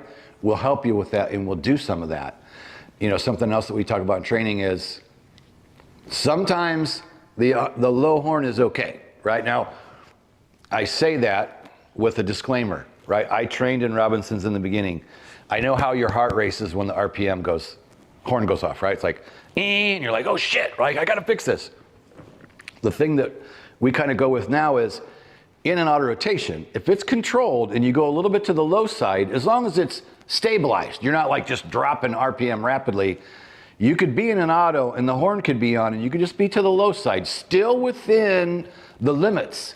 And maybe you're doing that to stretch that glide a little bit. So yes, the horn is there to wake us up, make sure we fix the RPM, but when you're doing training and you're stretching a glide, the low horn can be okay, as long as it's not decaying too fast. Now in the R44, we have a lot more leeway. R22, not as much. That was one thing I like to find about the Enstrom. The RPM in that thing with the fully articulated rotor system is unreal. One of the best auto rotations you'll ever experience. So back to that technique. Work on keeping that RPM in the center or wherever it's best for bringing that engine back to meet the RPM when you bring the engine back to meet the rotor system. I really start focusing on that point. So what we're doing, this is auto rotation week. We're 6 videos through 12. We've got 6 more auto rotation videos for you. They are me and Hauser together out in the Cabri working on autos, filming autos. In the autos coming up, I think we have 0 airspeed. I think we have stretching the glide, some more of the advanced stuff coming up in the next 6 videos. Those are the kinds of things we want to do with you if you want to travel here to Indiana and fly with us in the R22 or R44. We are already booking these. March still has some time left in it. April's filling up. Right now, February, we got some time, but you can imagine as the weather is warming up, that's what people are starting to book. So if you want to do one of these courses, well, actually, I'll just have Lindsay roll the video because we explained in the video what these new auto rotation courses are about. And if you're interested, you can reach out to Hogs Member Support, 574-767-1797, and get you on the schedule, find out more about it. But we'll roll that video where we give you the details. First slide, I'm going to tell you about the advanced and accelerating training we have for both R22 and R44 here at Hogs, because a lot of people don't really understand what we do. We're not typical flight school. We bring a person in for 1 day, 3 days, 5 days, whatever it takes to do what it is you want to do. It's all you. There's nobody else here. First and foremost, our brand newest courses, advanced auto rotation courses in both the R22 and R44. So again, when you come, it's going to be just you, me, Hauser, possibly Hunter, one of our newest part-time CFIs, but we're going to work with you and go out and do all the stuff you don't get to do at your flight school. Instead of just doing straight ins and 180s, we're going to go out and we can do full downs if you like. We can do engine failure on takeoff. We can do 0 airspeed autos. We can do 360-degree autos. We can enter at different altitudes and airspeeds, which is what we'll do. Hauser likes calling it a training scar. He says if all you do is straight ins and 180s, that's all you're ever going to really think to do when something bad happens, because you do in the real world the way you train. So we're offering these advanced auto rotation courses so you can come here. These are 2 2-day courses for either the R22 or R44. And we just had a member who just did a mountain course in the R44 out in Vegas, and he called up today and said, hey, can I split it and do half in the R22 and half in the R44? And we went, sure, why not, right? It's still a 2-day course, but he'll split the time. It's 3 hours of flight time. So he'll do an hour and a half in the R22 and an hour and a half in the R44. So that's what we're doing with the advanced auto rotation courses, all the stuff you don't get to do at a typical flight school. We also have the final approach course we've been doing for 2 years. We're offering those both in the R22 and R44. I've been flying 28 years. I've been using the same examiner for 24 years. We got a pretty good idea how to get you ready and get you through. And again, this is one-on-one, not your flight school. We don't even call ourselves a flight school. We're Helicopter Online Ground School that offers advanced and accelerated training. We just want one person at a time, so you get our full attention. On the final approach course, we feed you each day, and we Zoom with you ahead of time. Once you book, we'll do a Zoom to see where your knowledge is at. We'll schedule a date with the examiner.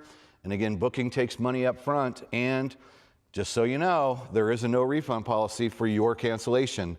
If we would have to cancel, we could do that. But we've had a string of those. So this is pay up front to get on the schedule and get your date with the examiner. But we will get you finished. First one we did 2 years ago, number 1 of 19 that we've done now, came from Florida. He had 160 hours working on his private and still wasn't done. We finished him in a week and he went home happy. And then we had 2 more from that same flight school come up with the same problem. That's the final approach course. You can't get an examiner lined up. The helicopter's broken. The instructor just left to go to another job. The list is long on why people are frustrated because they can't get finished. And we don't even take away from the typical flight school. Just like the 3 that came from Florida, our examiner goes, well, why don't they just work a deal with you? Since they're happy with their flight school, they just can't get the check ride done because of whatever reason. Ship all the check rides up here. So that's what we do. We're not a flight school taking Billy, Bob, and Mary at 10, 2, and 4. We just do one-on-one accelerated training so we can get you finished up.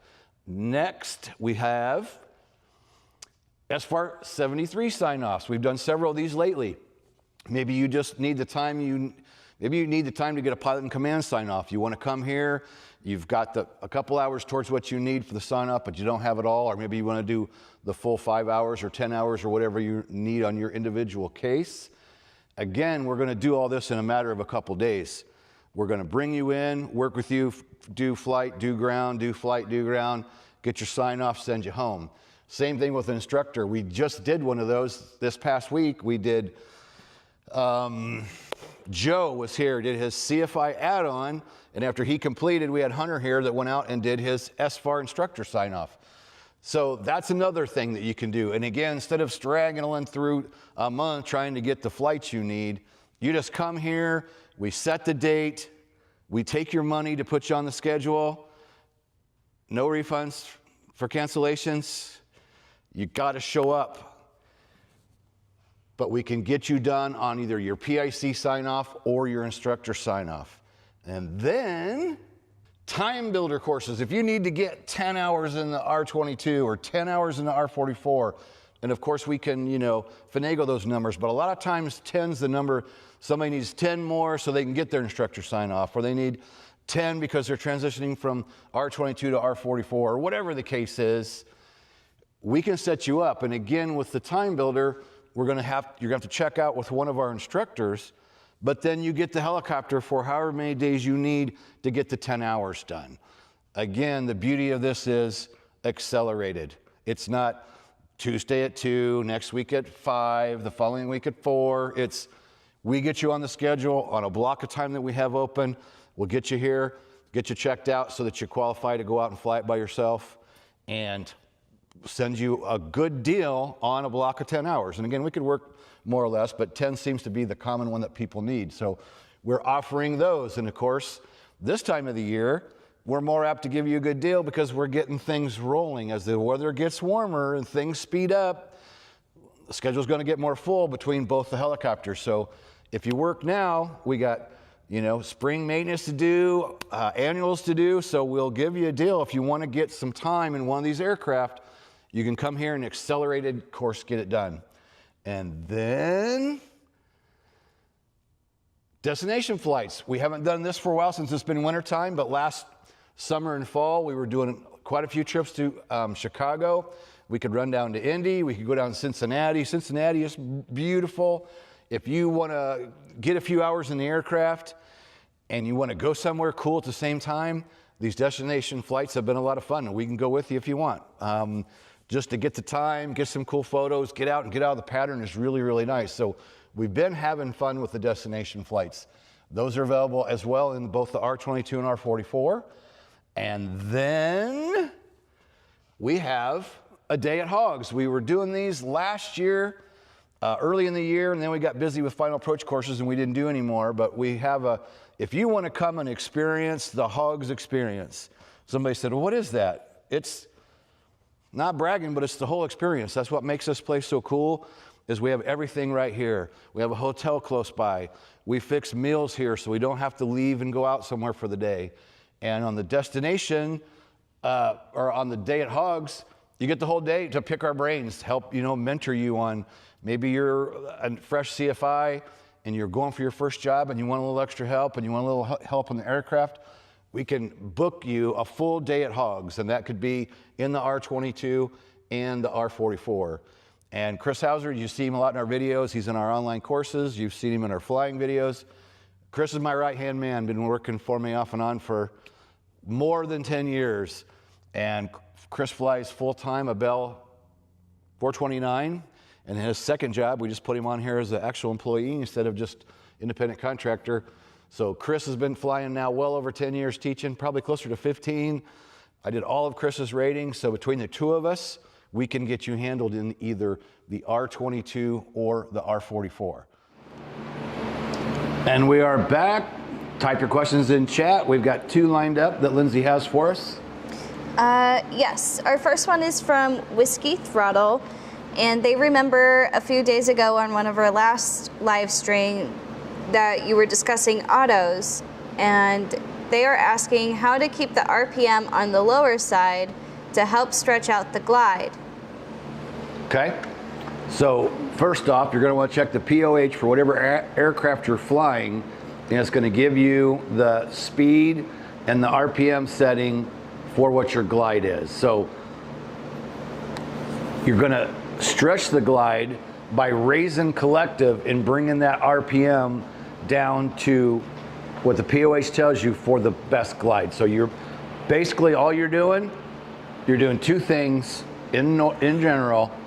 You are going to raise the collective enough to lower the RPM to the range as stated in the POH for the best glide, and then you're going to adjust the speed for the best glide. I think for the R44, it's 90% of the RPM and 90 knots. I think, I have to look to be sure, but I believe it's 90% and 90 to stretch the glide. So you're going to want to know the numbers from your POH, and you're basically going to do it by just raising that collective, bring that RPM to the proper range, pick the speed that they're telling you to use, and that will be what stretches your glide.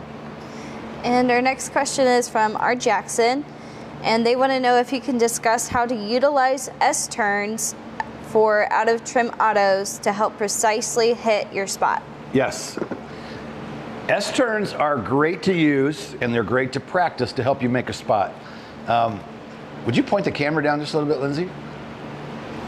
I don't know if that little thing is even on, but just to help, we can go down just a little bit so you can kind of see the table.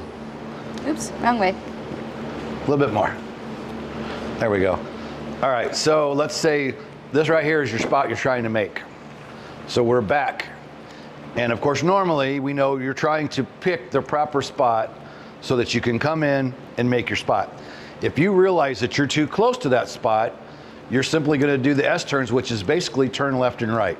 So when you don't have the proper glide, and I don't know whether it's really best to go left or right, I can't think of any reason why one's better than the other, whatever you would prefer, but you're just going to turn a little bit to the left, turn a little bit to the right, and the same thing as many times as needed to come into that spot.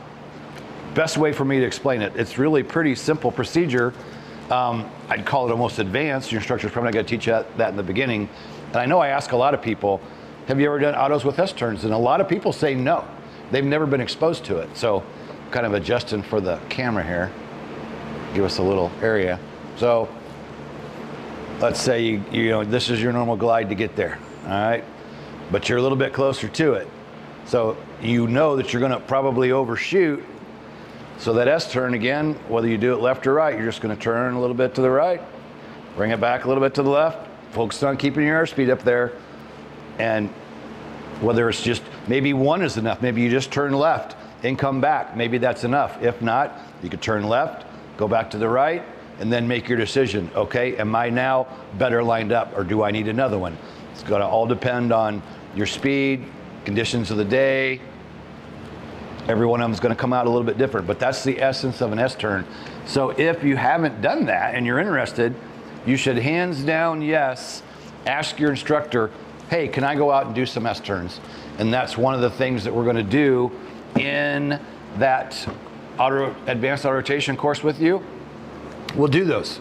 Again, the advanced auto rotation courses are completely geared for you to do the things that you don't get at your flight school. And I'm not bashing flight schools, because a lot of times you're flying with instructors who are fairly new, and their flight school may not want them doing more advanced stuff. I lost my list. Did I carry it over there? No. So that's what the advanced autos is. It's going out, doing 0 airspeed, 360 degree, engine failure on takeoff, S-turns, stretching the glide, going out and entering at different airspeeds and altitudes. I don't know what you did. I don't know what I do with it either. I go ahead and carried off my stupid list of top 10 training tips. All right, we'll find it. We'll roll the check on the back of the paper you just... This is what I do. I just write up, there it is. I write on whatever's available. I get an idea. Oh, here, what can I write on? I write in the backs of envelopes, bank statements, all kinds of crazy shit. All right, back on track. So what do we got next on the top 10 tips? If you just tuned in, I made a video 8 years ago on my top 10 check ride tips. Not damn it. Top 10 auto rotation tips. And that day I just sat down and wrote what I thought was the most important. This morning, before reviewing that video, I took a piece of paper and I just sat down and went, 8 years later, would it be the same? And I just went, And I just started writing down. I wrote down my 10 tips that came first to mind. And they've stayed pretty close to what I made 8 years ago, which is good, right? I found that interesting. So number 8, start your flare at treetop level. We talked about this yesterday. We've talked about it all week, but we'll hit it again because you may not have been here for any of the other videos. Now, as we say a lot, you always refer to the aircraft's POH for any of these numbers, right? And you also want to do what your flight school teaches you to do. What I do in the autos is I use treetop level. And the reason that I do that is when I was a brand new CFI, brand new, had a bad incident. Well, it wasn't an incident. There was no wreck involved, no incident. But I had a bad auto with a student. He was the owner of the company, had 180 hours. He wasn't highly qualified. And it scared me to death. So I hired a 4,000-hour R22 pilot to come in and work with me and help build my confidence as a brand new CFI. Because after this happened, I was scared stiff to teach autos, that is. And so we did a bunch of ground, and he taught me some techniques. And the one thing that he taught me was, instead of trying to go, oh, the book says flare at 50 feet, or the book says flare at 75 feet, right? And Hauser and I discussed this in either in an earlier video, or we will be in an upcoming video. Oh yeah, we have an S-turn video coming up, by the way. So we have a video coming up shortly that will be on the S-turns. And the reason, it's Adrian that taught me this. I haven't seen Adrian in forever, but anyway, he taught me treetop level, right? Because in the Midwest, we know our trees are approximately 75 to 100 feet, something like that. So I use the term treetop level. So about treetop level, I'm gonna start a gentle flare, and then I'm gonna make it bigger and bigger and bigger as we continue the flare and get down close to the end. And the beauty of this is, I, for one, think it's hard. You know, I'm coming down the flare. Do you go 120 feet, 100 feet, 80 feet? Oh, 75 now. Time to flare, right? I think that's hard to do. You can kind of judge what you think might be 75 feet, but by using treetop, for us in the Midwest, no matter where we fly, there's always trees. There's always trees nearby. You can see them out of your peripheral. You can even take a quick peek over left or right if you need to, but you get that sense of treetop level. And again, this is technique. A lot of you are probably being taught to keep it closer to the ground before you start your flare and make it a more aggressive flare. And that's okay. That's the way I was taught. Same way. I was taught to wait almost to the very end, get really super aggressive in the flare, and level out. So what this instructor taught me was you can certainly do that. But by starting with the treetop level and starting it gentle, but then adjusting as you continue the flare for the amount of flare you need to try to make your spot, if that makes sense.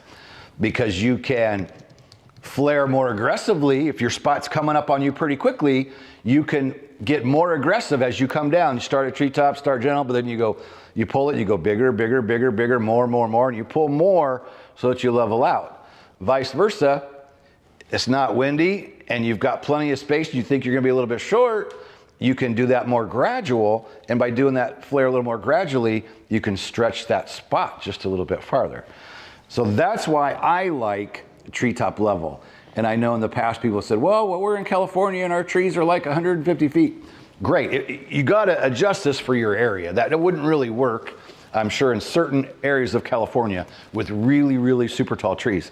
And some people say, well, we don't have any trees in our area. Okay, well, you don't have any trees, doesn't work either. It's just a tip. This is just something that works for us here in the Midwest. It's worked well for us in the Enstrom and the Robinson, the other things that we fly. So it's just an idea. It's just a tip. We're all about making these things simple, making these things easy to remember. And that's why I say treetop level, and that's what we use. I like that a lot. All right, anything else pop up while we were gone? No, we're talking about tequila and getting your start as a private pilot in the chat. So okay, but no questions. We'll roll into your treetop video. Oh, perfect. Yeah. That's perfect. I know it. Okay, so I'm going to intro this treetop level statement while Chris flies his first normal approach to get warmed up for the day. So we just had a member, or I'm not sure if he's a ground school member or not, but been around our YouTube videos for a long time, always commenting, and we appreciate all of his comments. His statement was something effective. You guys are using the terminology treetop level during turning west base 27 Goshen. During the auto rotation. Sturgis traffic, Cessna 823 Charlie Sierra is turning base for runway 36 Sturgis. What I want to say is, it's the terminology I used early on. I think I got it from my instructors. Where we fly in Indiana, it works. For the height of our trees, I know his comment said, it doesn't... Traffic 8 Pop Alpha's final 27 helicopters in sight, Goshen. It doesn't work for us with trees that are 130 feet tall. That's a great comment, and I appreciate the feedback. Point is, it works for us. Right. And I'm gonna let you kind of get through your takeoff here. Well, 75649, 4 miles west, joining... that was kind of a crappy approach because here's a little tidbit for airplane pilots. Helicopters move slower. We get slower as we do our approach. We come into a hover. I have an airplane coming right up. He's not giving me any room here, so I'm just going to get going here so I don't make him have to do a go-around or anything. Right. Heaven forbid if he would have extended his downwind or something like that for me to have time to make the approach. Sorry. Coming from an airplane pilot. I am an airplane pilot, so I am allowed to say stuff like that. Goshen traffic, copter 3 Sierra Hotels on the go 27 right traffic, Goshen. Yeah, sorry about that, but if you're flying at an heavy airplane school airport, they don't pay attention to us. They don't. I mean, heaven forbid. Like I said, all he had to do is extend his downwind a little bit to give me a little time to make my approach. But he obviously did not want to do that. He was turning final before I was even on my short final. So I'll just get out of the way for him. Okay, sorry. So let's go back to our. And that's okay because you know what? That's like we have a video in the free radio course about this topic. How going into a lot of times to a towered airport where if they work with helicopters all the time and they're very familiar with them, you don't usually have any trouble. But sometimes you'll go to an airport where they just don't have a lot of helicopters. Right. It's very infrequent that they come in. So sometimes they'll give you some direction that they think works. Right. When for us in a helicopter, it doesn't work. And it's just by nature of they're just not used to helicopters coming and going. And most time I can, helicopters going direct to the spot that you want to land at. So usually I would have been going direct to the ramp, or I could have sidestepped and used the taxiway, but there was already an airplane taxiing down the airplane. And I could have sidestepped to the side, just north of the runway, but it's all snow out there, so we would have got into a whiteout condition for sure. Right. Sometimes I want the runway. It's I have the right to the runway just like the airplane guy does. True. So, it's just, I don't know, pilot courtesy, I guess. All right, so back to our... That's okay.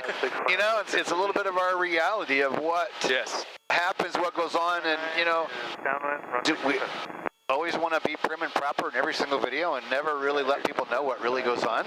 Sometimes you get aggravated, right? We've had a couple today. We had the CO, we had that guy. It's a good learning video. It is. You got to always be ready to adapt, do what's right, do what's safest, and sometimes... And that's part of... actually, that's a good. I just mentioned this to Seth, who we saw earlier. It's good situational awareness. Yes, you're learning what's going on in here. You're learning how to fly the helicopter. You might be learning instruments, but you also got to know what's going on around you. Yep. So. Like the other day in the video when I forgot my train of thought, you forgot what maneuver you were doing. Right. All in the same shot because, and I defend you in the video and say, well, you're flying the helicopter, you're looking outside, you're paying attention to what you're doing, you're listening to what I'm saying, and trying to figure out your next move. Yep. There's a lot going on. There is a lot going on. Okay, so now we'll get back to the topic. Okay, so now we'll get back. So you stated about a member who talked about they didn't like the term treetop level for the flare because of their trees aren't that high, or they're too short, or they didn't have trees, or something to that. Yeah, trees were a lot higher, and I think he was, if I remember right, he's in California.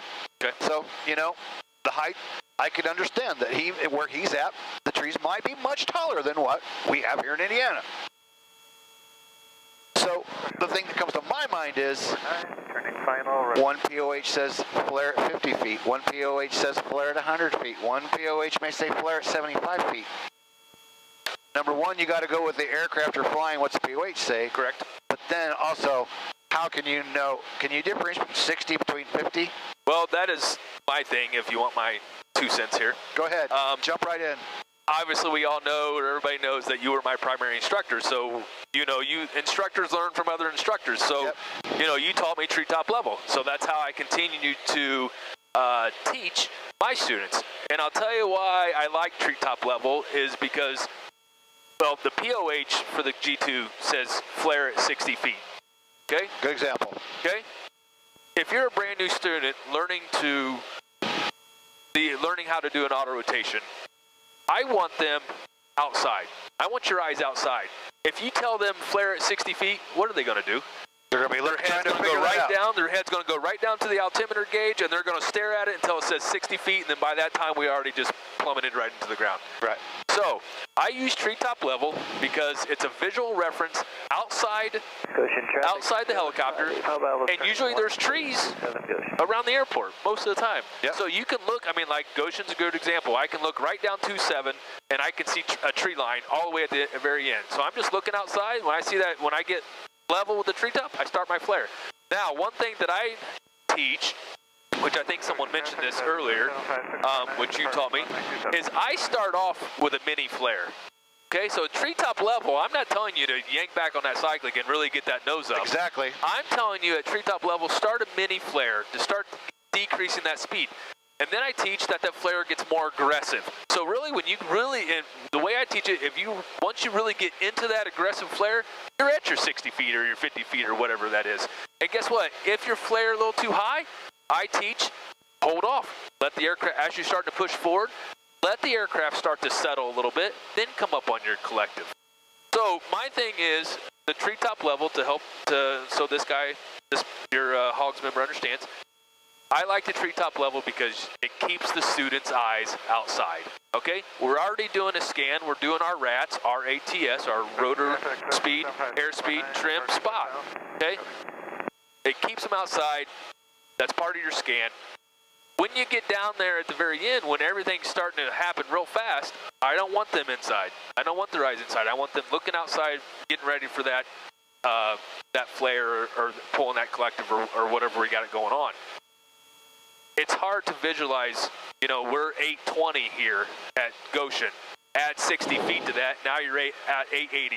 Hey, real quick, point to 880 on that altimeter, please. Exactly. So, you know, I could round it up and say 900. You can spot the 9 real easy, but again, your eyes are back to the altimeter, and I don't like that. I want my students' eyes outside. That's why I use. You don't want them checking rotor and airspeed and RPM and trim and then adding altitude on top of that? Are you kidding me? But no, I'm teasing. It's a good point because you're going to add trying to figure out who is that good that you can look down and go 57 feet by flaring. Right. I mean, and I'm going to be transparent and say you can tell me I'm bragging. But R22, R44, Bell 47, Enstrom, BK117, EC135, Jet Ranger, I don't care, across the board, everything I've ever flown, I use treetop level. Yeah. No matter what the PH says, because like you said, well, I like what you said, you starting the flare at treetop level, and we know we should start with a small pull, just a small pull in that cyclic, so depending on the day and the way and every other thing that affects your auto rotation, you've got time to change that flare, like Chris said, start small, make it bigger, and depending on your situation, you can make that pull gradual, or you could make it more aggressive. Right. So using treetop level, you can still adjust as needed going in to the amount of flare that you need to make the auto rotation successful. And if you got other terminology that works better, that's great. Yeah, and again, it goes back to what your instructor teaches you, what the POH says, whatever.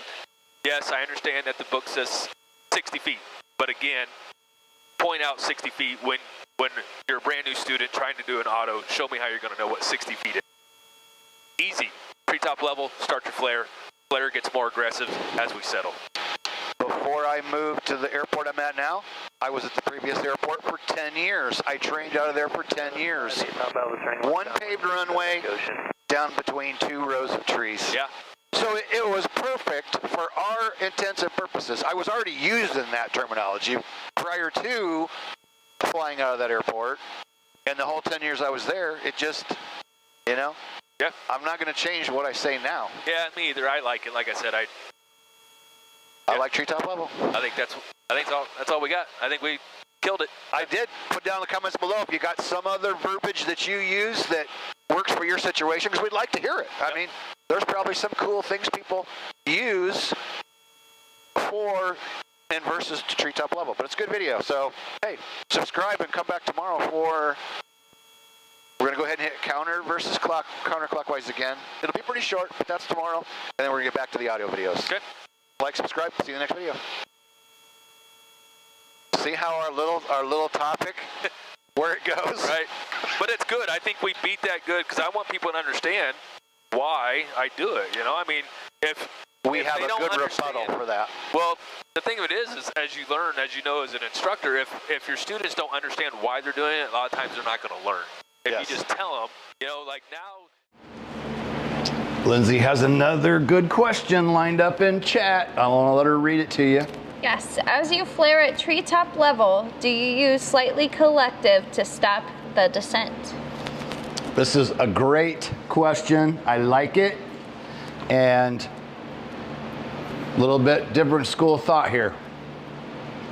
Again, because I started in the R22, I was taught that really low and aggressive, wait till you're almost to the ground, real aggressive flare and level out, and don't pull any collective, right? Because in the R22, low inertia system, you're trying to save that energy to the very, very end.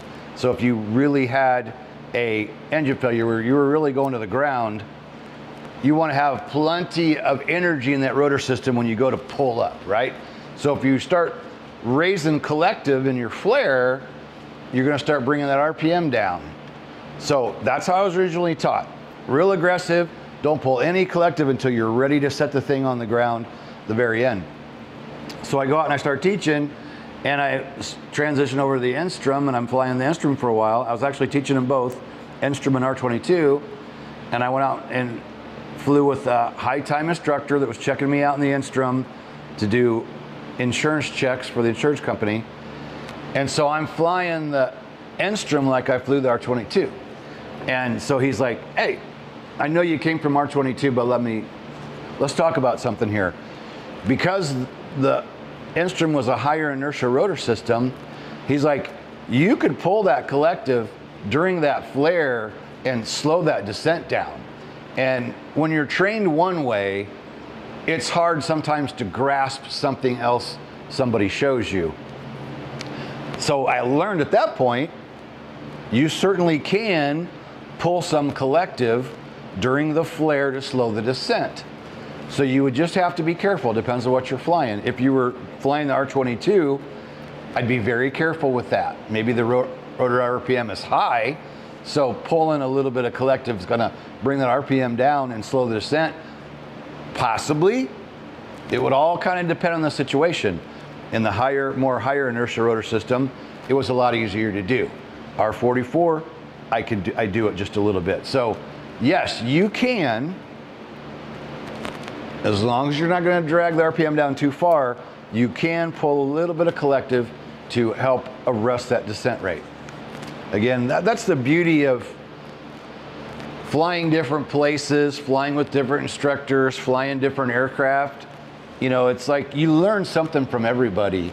And I know as a new CFI, when you first get the license, you go, I have no clue what the hell I'm doing. Like, you get the license, but you feel like you don't deserve it, right? You're like, oh my God, I got this license, but what do I do? You know, how do I do this stuff? And I remember my first student, I remember going out and showing him hovering. And I actually remember just thinking, well, what have I been taught? You know, what did people teach me? And it's like all the good stuff that I've learned at different places, it comes back to you. And then, you know, what I've done over the years is and even from the beginning, I just took the bits and pieces that I learned from people, different places in the country, different aircraft, different locations. That's why I highly recommend flying at different places. We had this question this week where somebody said, hey, I have 2 flight schools as an option and I'm really struggling which one to go with. And I said, hell, do both, right? Fly at one for a little bit and then maybe go take a few lessons at the other. And you can kind of then decide maybe which one you favor, which one you don't.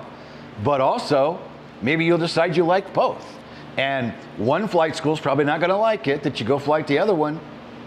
But I think that's unfair. I think a flight school should allow you to go fly other aircraft.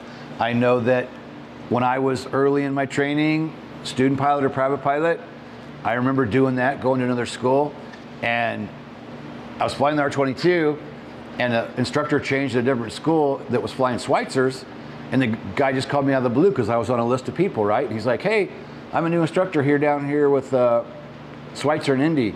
I want to see if you want to come down and do a flight with me. And I mentioned it to my R22 instructor, and he said, yeah, go do it. It's always good to fly different people, different aircraft. So just a little bit of a off topic, but on topic is be open to learn something new. I swear every time I go fly, I learn something new. Every time somebody comes here, let's use the last 2 years, for example, as people come here from around the country, they're flying in different places. We've had them from, you know, the East Coast, Florida, Southwest, California, Oregon. It seems like it's the outskirts of the US where people come from here to little old Indiana to fly with us. And what's cool is I learned something from every single person that comes here, whether they're finishing up a private or a commercial or a CFI. They'll come and they'll repeat something that their instructor taught them, and I'll go, ooh, I like that. I'm gonna use that, right? Like, you'll hear things, you'll see things, and when somebody shows you something new, you can take that and maybe that works for you in your environment. Maybe it doesn't work, but it's always nice to have another opinion, something else somebody stated. I hear things that I'm like, wow, that's a cool little memory item that I've never heard before, right? And so all of my stuff is just stolen from everybody else, right? Like, everything I do is just a accumulation of all the good stuff I've learned by getting the opportunity to fly with a lot of really good people that knew some good stuff, and when they show me something cool, I remember it, right? Or even maybe I don't agree with what they told me, but it's still good to have that thought process, you know? Let's, real quick, we'll throw in max takeoffs. You know, I've heard our examiner say, many people are taught one specific way, right? And most of us are taught that 40 knot attitude type situation where you take off like that. I was trained that way in the beginning, and that's all I wanted to do. And then the more you get into the EMS environment, they teach you to go like this, and then like this. And I know in a check ride one time, our examiner said, you can do this one, you could do this one, you could even stay near the ground, get a little airspeed, and then pop up over your obstacle. And now, all these years later, I think it depends on where you're at. What are you doing in the training environment? What's your situation? Any one of those might be the best choice. One might be the best choice over the other. And it's fun when people will argue and say something only has to be done one way. Oh, you gotta do it this way. Our examiner always says, as long as the maneuver is safe, right? There's a different way of teaching. There's different methods and techniques. And the one that he refers to all the time is quick stops. There's a million ways of doing a quick stop. As long as you're quickly deaccelerating the helicopter and the maneuver is safe, who cares?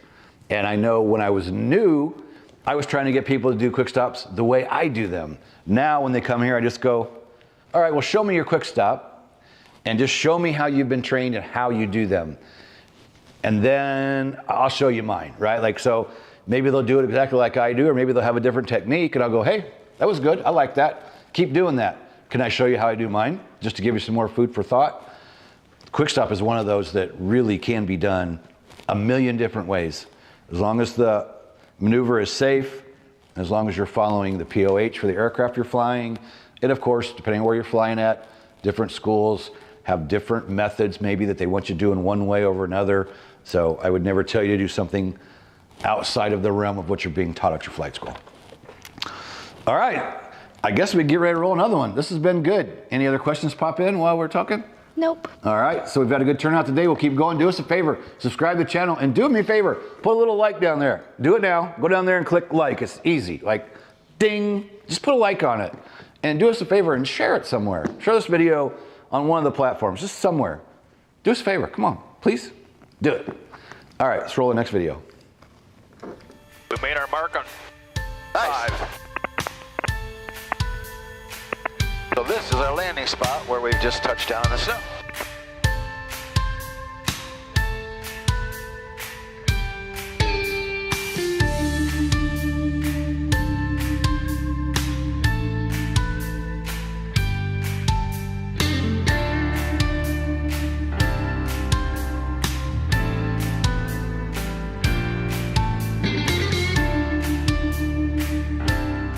Been one of those days, buddy. Goshen traffic, helicopter 763, Sheraton, departing 5, right traffic, Goshen. All right, what are we doing? What are we setting up for? What do we want to do? All right, Hogs Daily Flight Brief. We're gonna do S-turns today. We've been doing some different videos on auto rotations, doing them all kind of for the beginner, show you the things you're kind of gonna learn. And we had next on the list, we had S-turns. Because you're gonna go out and you're gonna learn straight ins and 180s and 90s and all these other different things. Something that's not in the PTS, and some instructors will teach you, some maybe not, is S-turns. And an S-turn would be simply, let's say, you're flying along real world and you can see outside, let's say that little square in front of us right now. We had to get in there because we had an engine failure right now and everywhere else was trees but that square. Chris could enter an auto right here and do S-turns to get in that spot. Now, we're not going to do that because there's horses out there in the field and we'd scare the, it wouldn't be a good idea. Okay, so to give you an idea, that was a good example of just, you got an engine failure and there's a spot just off your nose, but you're afraid of overshooting it.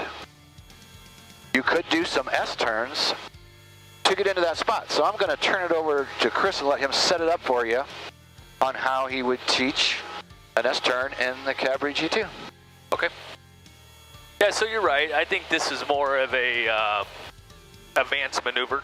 Not necessarily something that I would show as a private student. The private rating you're looking for mainly straight in or the 180. But when we start doing commercial work, start doing some commercial training, I will show a couple different options to the student on how they can get into a spot. Either extending the glide or delaying your forward airspeed or the S-turns or maybe even a 360 turn just to lose altitude right above the spot.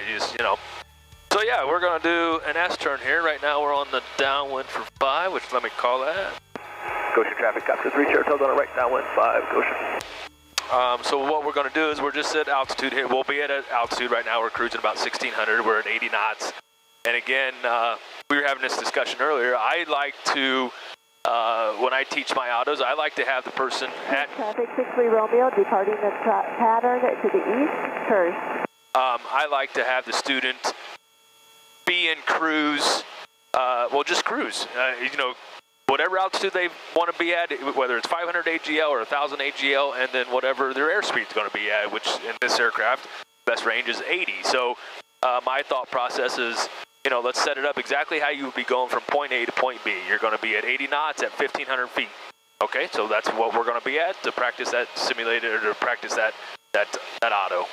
So that's how I like to teach it, and that also teaches once, you know, that's kind of real world to me, is it trains the brain again. I've said that before. You know, it gets the students to realize, hey, you got to come half cyclic to slow down. You've got to, you know, why practice an auto at when you have 2,000 feet to come down if you're not really going to be flying at 2,000 feet AGL, you know? So that's my thought. Well, we've done good lately at trying to, you know, point out standard for training, but then give you some food for thought for the real world stuff. Right. Because again, I mean, the best I guess you can do is train for real world until the real world bad things happen. Right. So we come up with things that we can think of to give you food for thought, put other thoughts in your mind. We understand training to a standard, and we believe in it, and we do it, and we teach it. But we also want to try to give you some scenarios to make you think. Right. To give you options to think outside the box. Because if that engine really quits, you got to do whatever you got to do to try to make that spot. Whatever spot that may be. Whether it's ahead of you or you're turning to go back to it or whatever. Goshen traffic, Copter 3, Saratoga, about a 1 mile final 5. All right, so here we are set up. We're at 1,500. We're cruising 80. Everything's looking good. So what I'm going to do is I'm just going to delay my entry. You can't really see 5 because it's a turf runway and it's covered with snow, but I've got my spot picked out, which we landed on it earlier, so we've got some marks down there now, kind of where the fence line starts there. And I'm just going to delay that entry, and then we're going to do a couple S-turns to try to hit that spot. All right, here we go in 2, 1. Come to the right, got my scan going already. Good. Coming back left. A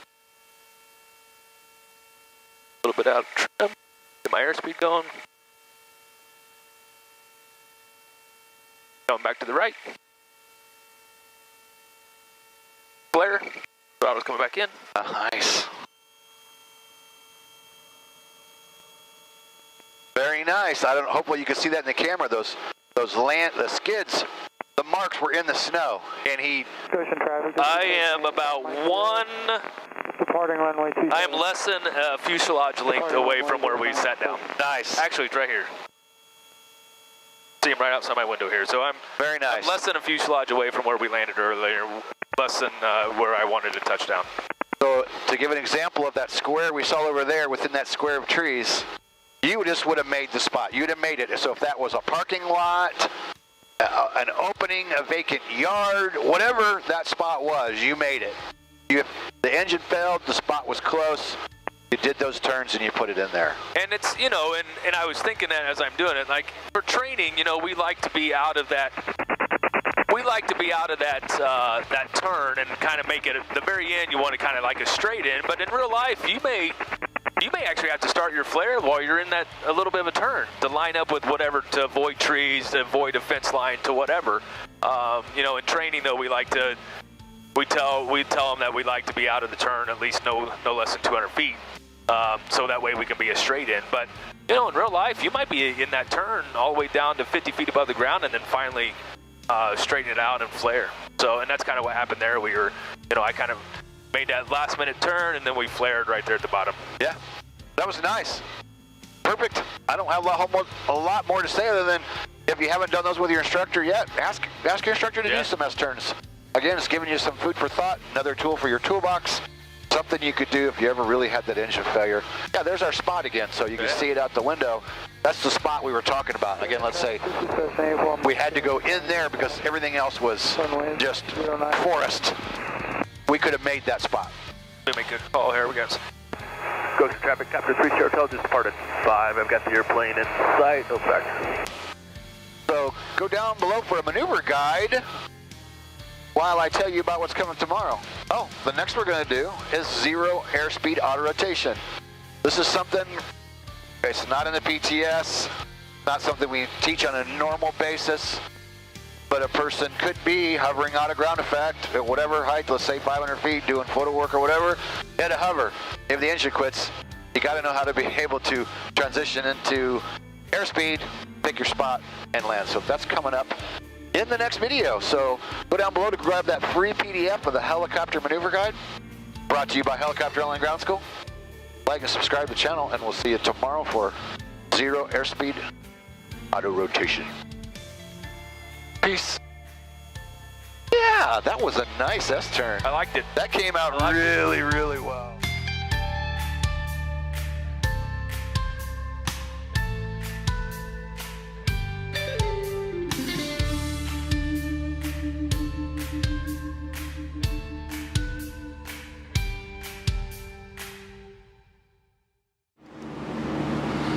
All right, these have been some good discussions and good questions that you guys have typed in chat today. I like it. It's a lot of, and everything you've asked plays into one of these top 10 tips.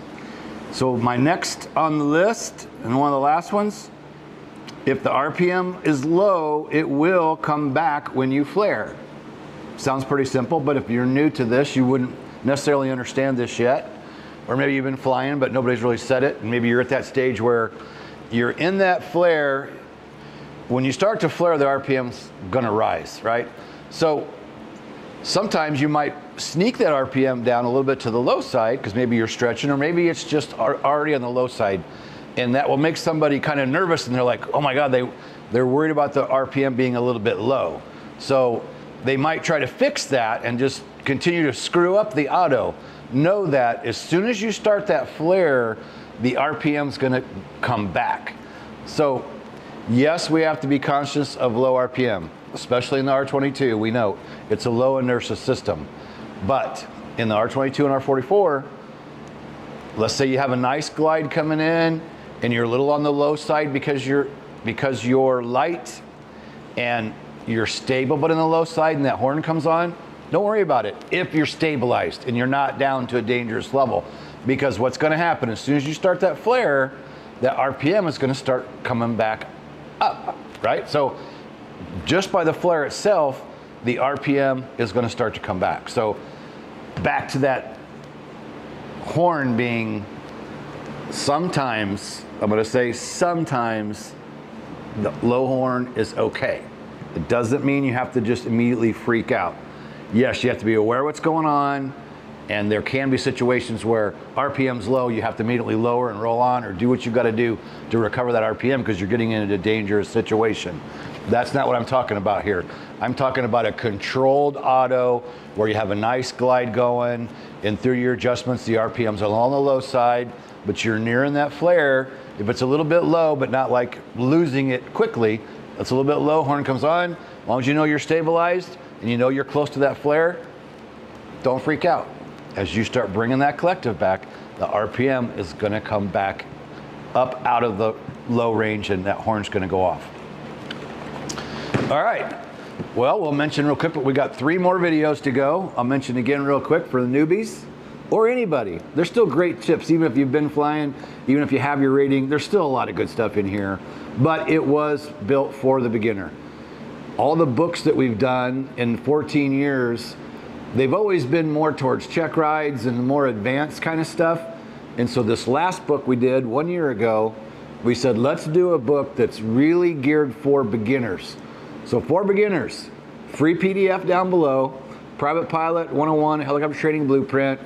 I just sat down one evening and I just started writing it out. And we actually started here at the hangar, I think, and then we used the big, portable whiteboard, and I would take that thing home at night and I would sit out and put it on the table, and I would just sit there and go, What do people want to really know? You know, what are the questions? What are the things I can think of from teaching over the years that are going to be helpful to help you progress, help make the best use of your time, the best use of your money? So, great resource, free PDF. You can also get the paperback. And I know in the end of that video we mentioned the maneuver guide. That's still available. Lindsay put the link down below. So we have a free maneuver guide for all the maneuvers. It's based off the Helicopter Flying Handbook. So that is your resource on how we put that together. That's down below. And if we don't have any questions, we'll roll another auto rotation video.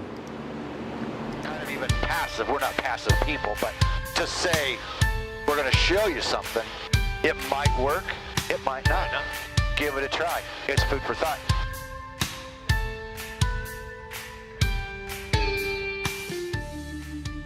Okay. Hogs Daily Flight Brief. Today we're going to do 0 airspeed auto. I'm letting Chris get warmed up. I'll let you talk him through what his thought process when he gets ready to do it. But the 0 airspeed auto, not something we teach on a normal basis. It's not in the practical test standards that will soon be the airman certification standards. It's not a maneuver to be taught by those current standards. But if a person's hovering out a ground effect at say 500 feet and you're doing photo work and the engine quits, you're going to have to transition to forward flight or airspeed or sideways or backwards or something, get some airspeed and then perform your auto. So we're showing you food for thought. Again, more of a real world thing. He's kind of slowing down here, so I'm going to turn it over to Chris. Yeah, we were talking about this earlier too. I had never really been shown this until, I was with another instructor. There you go. You learn from other instructors. Yeah. He's like, let's do a 0 airspeed. I'm like, what are you talking about? Out of ground effect hover into auto, then into, power recovery. I'm like, are you serious? What are you talking about? And I tell you what, we did it, and it was really nothing to it, And then that got me thinking about the whole helicopter principle and what it's used for. And I mean, how often does, photography flights end up in an out of ground effect hover at 500 or 800 feet or whatever it is, and you're just sitting there waiting for the photographer to get his pictures? You might be there a couple seconds, or you might be there a minute, whatever. Yep. And in that time frame, you might have that engine failure. And what are you going to do? How are you going to handle it? So here we are. We're right above the Goshen Airport. We're about 800 feet off the ground right now. Let me make a radio call. Goshen traffic, helicopter 30, is just above the airport at 1700 in a hover. Goshen. So yeah, the thing with the 0 airspeed, in the G2, and I'm not going to talk about other aircraft, I'm just going to talk about this particular G2, or this particular aircraft. If you're in an out-of-ground effect hover with no airspeed and you have to enter an auto, the main thing is we want to get speed, we want to get forward airspeed, but it doesn't have to be right away. And actually, you actually want to fall just a little bit to let the aircraft kind of settle into it, I guess, to kind of stabilize in that descent. And then once that happens, then you can figure out when you need to apply forward airspeed. So I don't know if the camera can pick it up, but the spot that I'm shooting for is directly right off the nose. Like, I can't even see the spot because of how the aircraft is pictured there. So what's going to happen is I'm just going to roll off throttle. I'm going to enter an auto, but I'm going to fall a little bit. I'm going to come straight down, and then toward the end, I'm going to pick up some airspeed, and then it just becomes a straight-in auto. People might say, well, if you're falling at 1,500 feet straight down, aren't you going to get into vortex ring state? Well, no, you're not. And why is that? It's because we have no power applied. What's one of the things you got to have? 20 to 100% available power, right? We're going to be down to 0. So we're going to be falling. The rotors are going to stabilize. They're going to say you obviously want to watch your rotor RPM because you want to maintain that. But you'll see that our rotors will stabilize. We'll stabilize probably at 1,500, 1,700 foot descent rate, and I'm just going to come straight down until I decide that I want to apply forward airspeed in order to make our spot. Nice. So, are we ready to do this? Yep. I'll slide over just a little bit. So we're right into the wind. It's nice today. Winds are about 9 knots right down the middle of runway 5. So here we go in 3, 2, 1. There's the drop. Now we're watching rotor RPM. We're at 1,500 feet descent rate right now. There's 1,800. I got my spot in view. RPM looks good. We're coming straight down. We're holding. There's 500 feet AGL. I think I'll start pushing forward, build a little airspeed. Build an airspeed right there. There we come. Here comes my treetop level. Start my flare. Flare's gonna get a little bit more aggressive. Throttle's coming back in. As you can see, we're about, what, 30 feet from our original skid marks that we had yeah, there? we're 20, 30 feet, yep. And really, this is a non-event. It really is. You catch that breath kind of right there as you start that fall, kind of that roller coaster motion when you drop over that first hill. But after that, the aircraft stabilizes. I mean, you saw that. I think we hit 1,800-foot descent rate, RPM. You know, always in when you first start off, the RPM is going to drop, but that comes back, and we stabilized. I think we were in the green there. And then it got a little bit faster as we pushed that forward airspeed, and then we as I came back on the cyclic and loaded the rotors. But it's really a non-event. It is, and I like what you said. You know, I've been riding around these things since 1997. That still got me a little bit when you first entered it. It's that weird feeling of just dropping and going straight down, and then pretty quickly that feeling passes, and oh yeah, hey, you were just waiting for your 500 feet to start building up your airspeed. So ultimately, it really was a non-event. But because it's not something we talk about a lot, not something we do in the normal course of training, maybe we should, you know. And I'm sure there's reasons why they don't put it in the PTS. I'm sure, and it doesn't even matter to me because right now it's not. Maybe sometime in the future, but again, and I would encourage to practice with an instructor, but go up. You know, I'll be honest with you. I did this one time in this aircraft. We went up to 6,000 feet, myself and our instructor, and we entered at 0 airspeed. And we came down, we came straight down, and we held that. We actually did some pedal turns. We did some 360 pedal turns while we were coming down.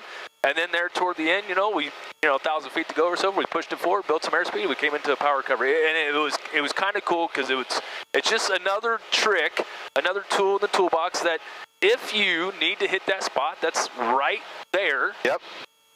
Just something to think about. And we don't teach that usually. We say straight in or 180, and here we are. Well, what happens if I have this failure right now and I need to go right there off of nose? What are you going to do? Well, an S-turn might work, but more than likely, if you hold that speed, you're going to overshoot it. So, I just remember I had a guy show it to me in an R22 when I was going for private, and then I did not see it again until the examiner I talk about all the time. When I was a brand new CFI, the company says, go out and fly with the examiner for an hour. He takes me over the numbers 27 on the runway, and he goes, hover, 27. He goes, think I can enter an auto right here and go right directly below us? And I go, I guess you're going to show me. And he entered the auto, and he went backwards, and he went sideways, and he went the other direction, and then he backed up again, and then got airspeed and came right out on the numbers 27. So it's not in the normal course of training. And like Chris said, I wouldn't advise private pilots to go out and do that. I would advise you, if you want to do the 0 airspeed, I would say do it with a CFI who's comfortable teaching it. Like you just showed, it's not really a non-event, but there's some hype over it. Oh, 0 airspeed. Oh, if you haven't seen it, you haven't done it, it feels a little weird when you enter it, but that's a good video and a good topic, and I'm glad that we did that today. But do get that airspeed in there sometime. You want to have that airspeed. Right. So we didn't go all the way to the ground. He dropped about 500 feet AGL, then increased airspeed, but had plenty of time to do it. You had all kinds of time to build your airspeed, to do a nice flare, and to come back down. I don't know if they could see. I think we were about 17 or 1,800 when we entered, and we dropped about 500 feet straight down. Then I pushed it forward and got some airspeed and pretty much hit our spot. Maybe. I turned this one camera back a little bit, hoping that maybe we could catch a little bit of that. Awesome. So go down below for our helicopter maneuver guide. Free PDF is down below. Subscribe to the channel, click the bell, so you can come back tomorrow and see what we're going to talk about next. And this is something really cool, and that should be maybe taught a little more in training, is stretching the glide during auto rotation. And, you'll read the numbers in the POH for whatever aircraft, airplanes, helicopters usually have a best glide. There's ratios and different things. But believe it or not, the examiner that we're using now, I actually did his CFI many years ago, and when we were doing his CFI, he's the one that showed me how far you could really stretch a glide in an instrument. I was kind of blown away the first time he showed me by taking it to the low side of the RPM, how far, and he was stretching a glide for his full down for his CFI check ride. And I was blown away the first time we really took it to the low side and stretched that glide. I was quite amazed. So depending on the aircraft you're flying, the numbers could be different and the methods might be different. But Chris is going to show you how to stretch the glide in the Cabri. So I'll let you take it from there, Chris. Are we starting the next video already? Yeah, I think I started the next video. I think you kind of just rolled into it. Did I? Usually you say, hey, we're back again with Kenny, but... Hey, it's Hog's Daily Flight Brief, and I'm just now doing the intro halfway through the video. Right, there you go, perfect. Okay, so yeah, stretching the glide, and I'll have to be honest with you. You can read that again, Lindsay. She's got a question in there from Robert Hammer, Hog's super fan. Yes. Could Hauser have gone nearly all the way to the ground and then lifted the collective? Probably. It's been a while since we made that video, so I can't tell you specifically, but I would imagine that he probably could have. I don't remember exactly how he did it. Coming up next is stretching the glide, so hopefully that viewer's still here that talked about stretching the glide. We talked about it, so that's the next video. And real quick, next week is going to be 7 steps to private pilot. We started on this a few weeks ago and then we get sidetracked, right? We're going to do this and then something else happens and then we go do that. So next week is 7 steps to private pilot. And basically it's 7 major things that I think are super important, 7 stages. And then we can have sub things under each one, right? So when somebody asks a question, well, you're at stage 2. So you know what? Go back to stage 1, or you're at stage 5, but you haven't completed stage 3 yet. Just kind of a guideline for people to help you know how your training should go, like a simple 7-step plan on the big points through private pilot. And we're gonna shoot that, put it together, and I think there's gonna be a free PDF. It's not gonna be an actual published book. It'll just be a simple little ebook. We'll put some fancy images in it, maybe make it colorful, and make that a new giveaway. So next week, that's what we're going to be talking about. I'm probably do some live events. We haven't talked about it, but probably do some live events along with that. So that's the next thing coming up. And then we have one more here on my list of 10 things, which we've kind of talked about this already, but I want to mention it again because I just don't know how I got out of the sequence ever. But rolling off the throttle enough to split the needles, no throttle chops. We have talked about this week. And it's important, and I want to mention it again. Now, of course, you still have to go by the POH for whatever aircraft you're flying and do what the factory tells us to do. In the R44, it tells us during the autorotation practice, roll off throttle as needed. It doesn't say roll throttle all the way off. And the problem, we came up with a stat yesterday that a 1/3 of engine failures happen during a practice auto rotation. So that tells you that it does happen. People are out practicing an auto and they roll the throttle off and the engine actually really quits. And I have to assume that a large majority of those were due to a rapid throttle chop, right? And I know when I started in the late 90s, throttle chops was still a terminology and people were still talking about it, but it was that time when I got started where they started coming out and saying, don't do throttle chops. If you're gonna roll the throttle off, do it nice and smooth, not chop it. When you chop it, you risk more of a risk of the engine actually stopping. So in the R44 specifically, when I do an auto, I go down, I roll off enough to split the needles, and I do it nice and gentle. I don't wrap the thing off.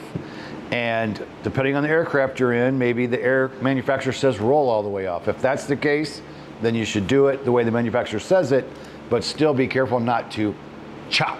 And like I said, I know in the beginning, that was common terminology. And over the years, we've tried to get away from the throttle chop because that can cause the engine to actually quit.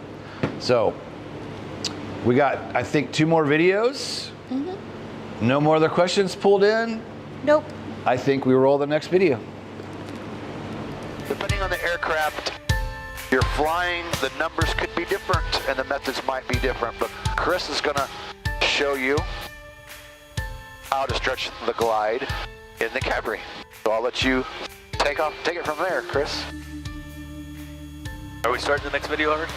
Yeah, I think I started the next video. I think you kind of just rolled into it. Did I? Usually you say, hey, we're back again with Kenny, but... Hey, it's Hog's Daily Flight Brief, and I'm just now doing the intro halfway through the video. Right, there you go, perfect. Okay, so yeah, stretching the glide, and I'll have to be honest with you, I do not, I kind of talk about it a little bit, but I don't really show it, because I always, I think it's in my brain, or it's in, you know, the thought process. If I have an engine failure and I enter an auto, I'm pretty much going right here, that in the immediate area. So I have to be honest with you, I don't really talk much about stretching the glide. When you do an auto, if you slow down, you're loading the rotors, so that's going to build them up. If you push the cyclic forward and you speed up, that actually slows the rotors down a little bit. In order to stretch the glide, we want to speed up, okay? I know it sounds weird, but that's just how it is. So if we want to stretch our glide, we want to speed up, and we actually want to slow the rotors down a little bit.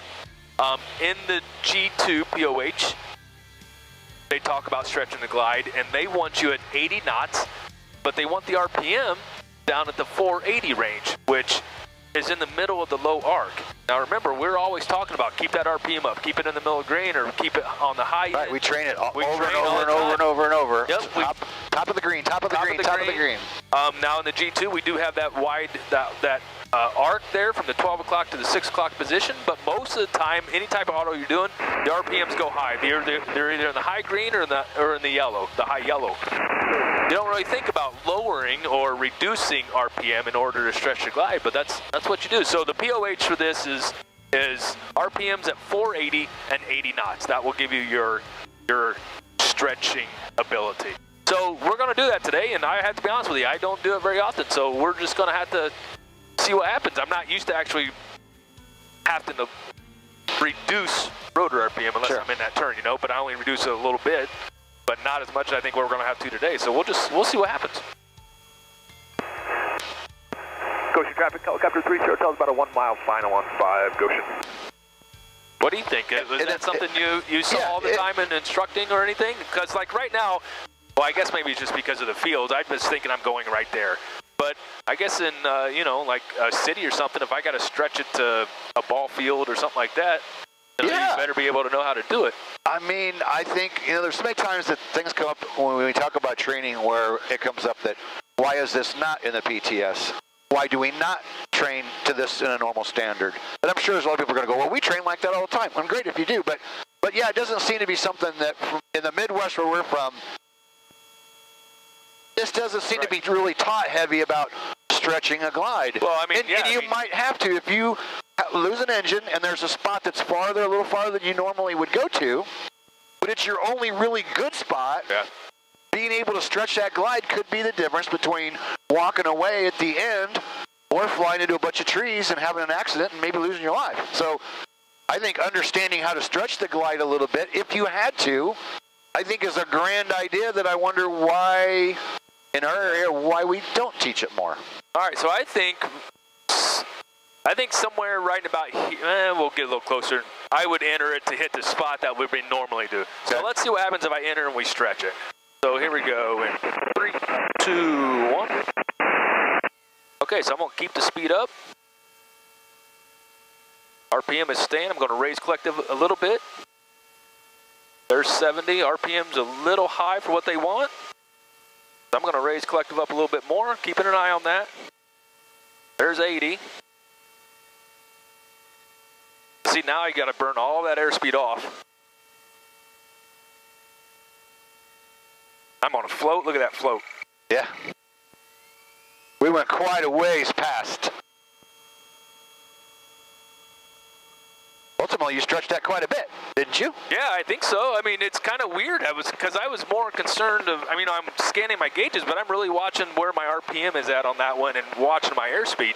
I mean, I gotta be honest, that's the first time I've really completely done one on purpose, I guess. I don't know. I mean, we kind of, tail's coming.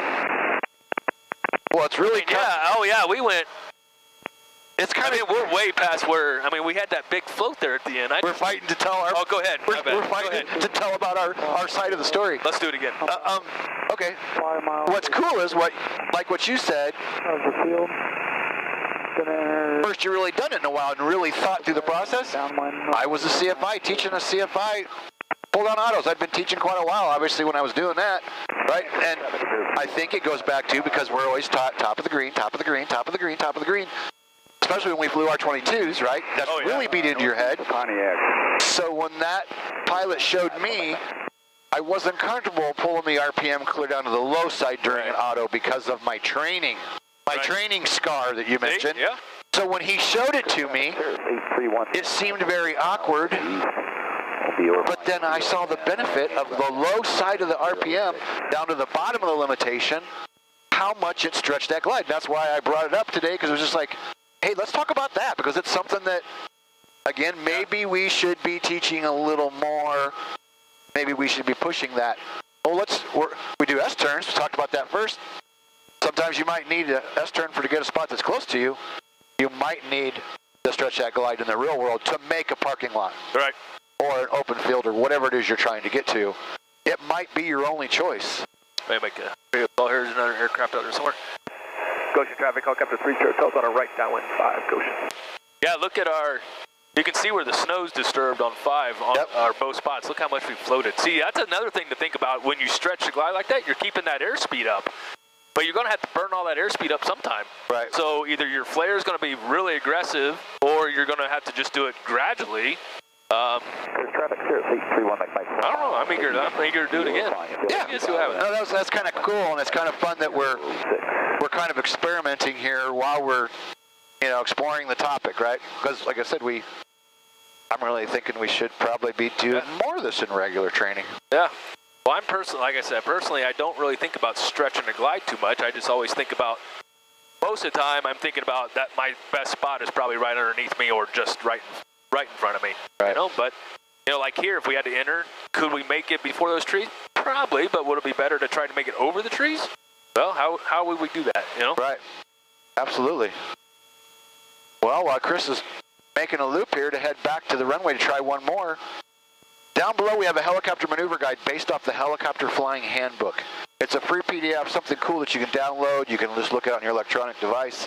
Heck, you could print it off on paper if you wanted, make adjustments for the aircraft you're flying. But we made it, courtesy of our operations manager, Brian Rutledge, put it together. Just something that's inside ground school for our members. We decided to give it away for free for anybody that just wanted a maneuver guide that they could take and look at and just have, separate from going to the Helicopter Flying Handbook and looking at all the maneuvers. So, I'll turn it back over to Christopher to do his next one. All right. Goshen traffic, helicopter 3 Sierra Hotels, right base turning final 5, Goshen. Let's see what happens here. This morning we were kind of sitting around complaining about... we are midfield, the entering left downwind for runway 6, Kirsch. Oh, that's Kirsch. What? But I know there's an aircraft out here, so... That's what I'm trying to say. Look how much fun we're having now when half an hour ago we were complaining. Oh my God, should we even mention that anymore? I think it gave me a headache. And now we're having fun. Well, of course we're having fun. 84 Mike Joe. 2.5 miles All right, here we go, and 3, 2, 1. Runway 09, entering downwind, Goshen.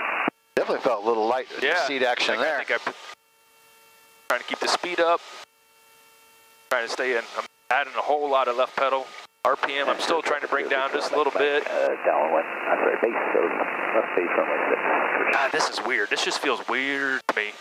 Start my flare. Of course, it's going to have to be. God, look at that float. Throttle's coming back in.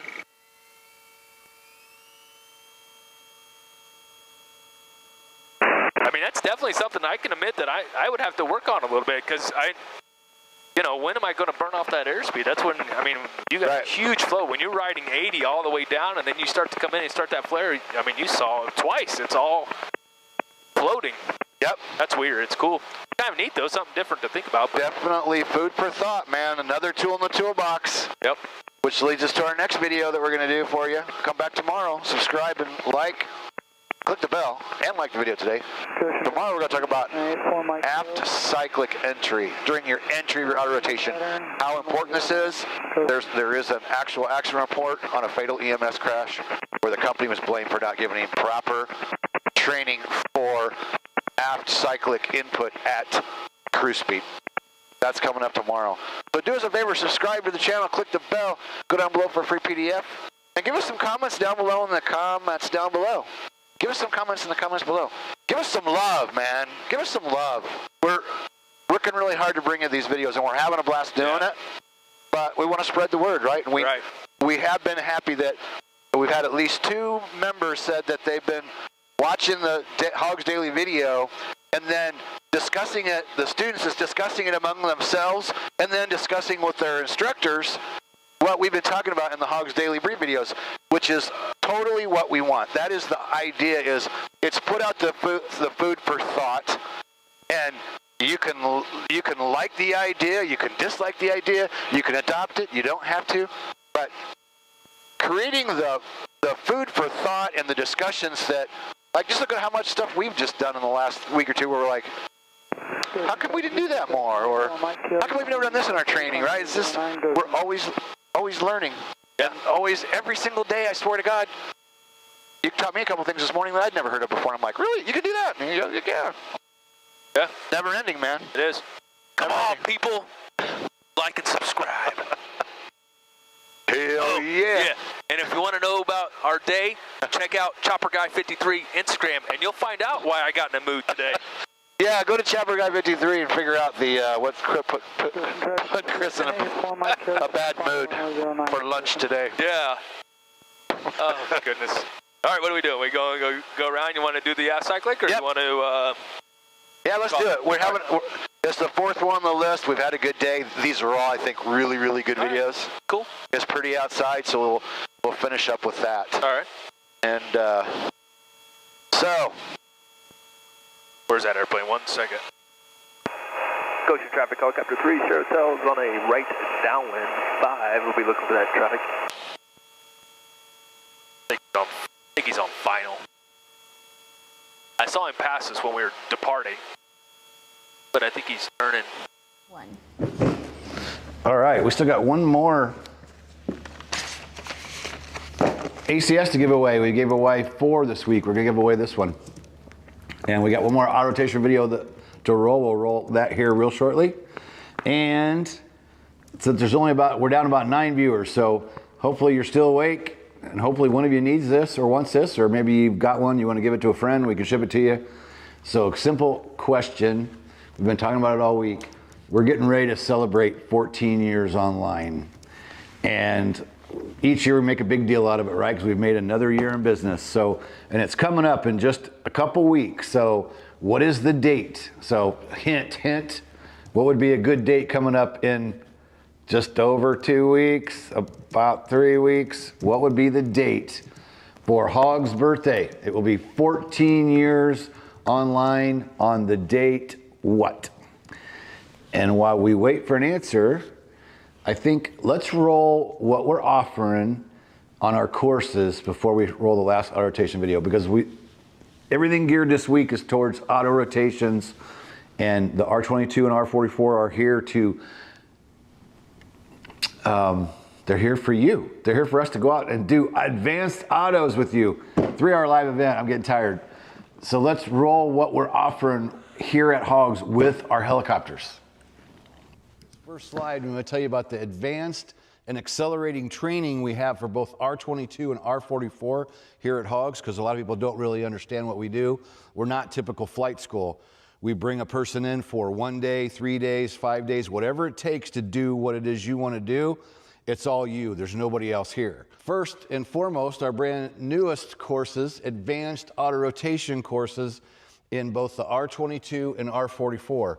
So again, when you come, it's going to be just you, me, Hauser, possibly Hunter, one of our newest part-time CFIs, but we're going to work with you and go out and do all the stuff you don't get to do at your flight school.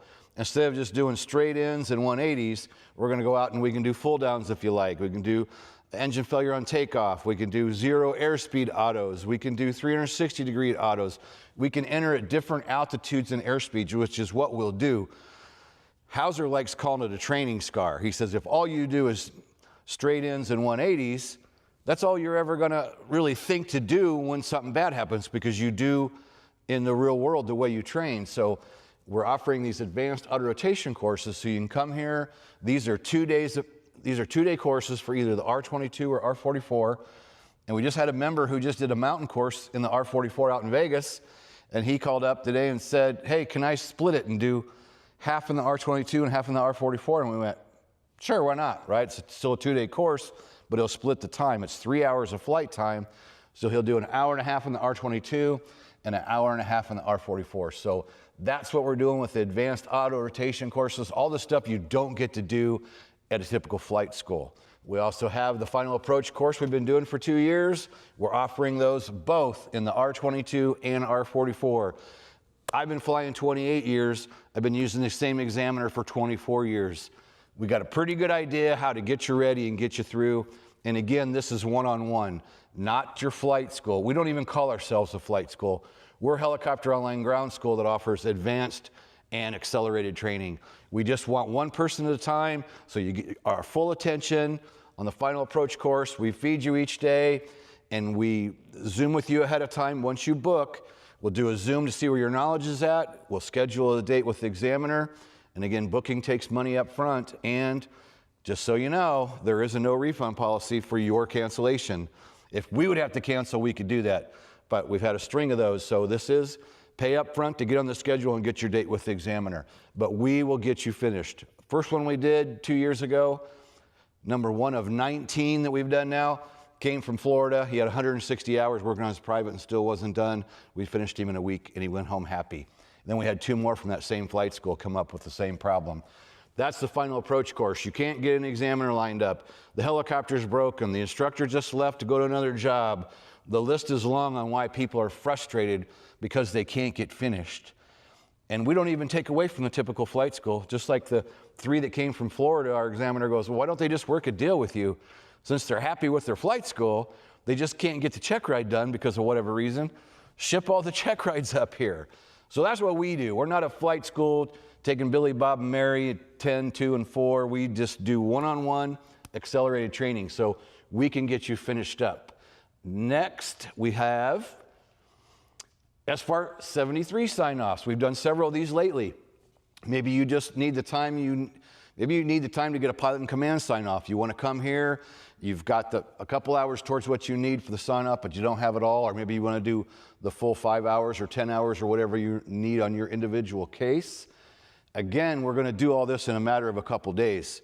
We're going to bring you in, work with you, do flight, do ground, do flight, do ground, get your sign-off, send you home.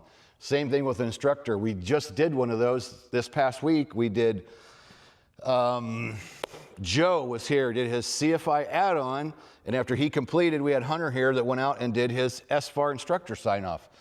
So that's another thing that you can do. And again, instead of straggling through a month trying to get the flights you need, you just come here, we set the date, we take your money to put you on the schedule, no refunds for cancellations. You got to show up. But we can get you done on either your PIC sign-off or your instructor sign-off.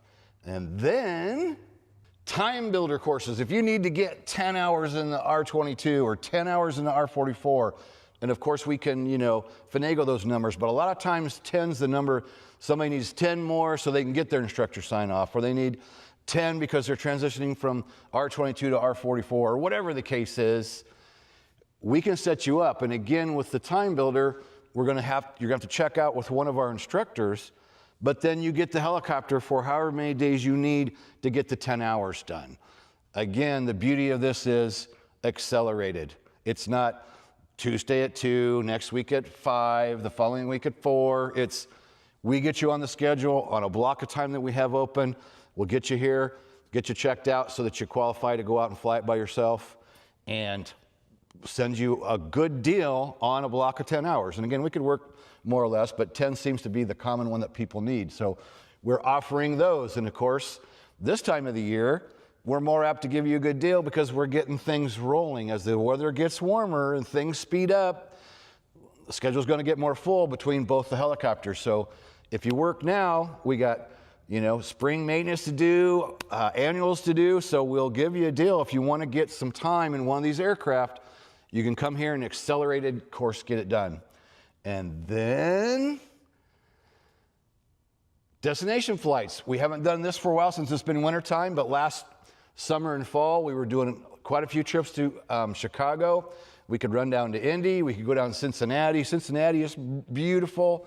If you want to get a few hours in the aircraft and you want to go somewhere cool at the same time, these destination flights have been a lot of fun, and we can go with you if you want. Just to get the time, get some cool photos, get out and get out of the pattern is really, really nice. So we've been having fun with the destination flights. Those are available as well in both the R22 and R44.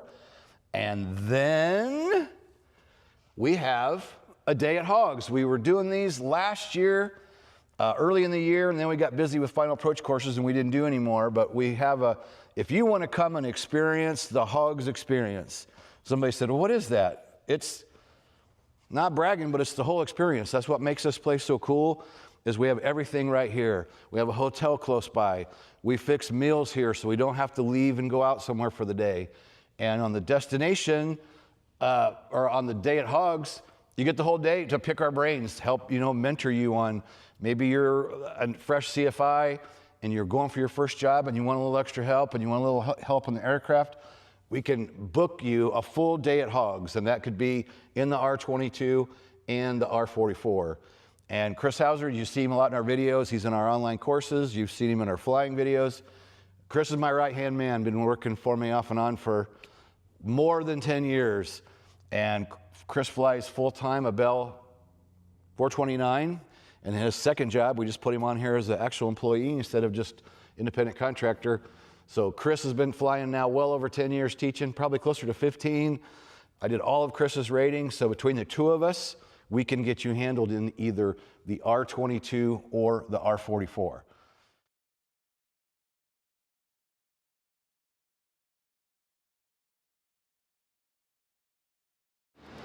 There we are, obviously getting tired. We're down to the end. One more video.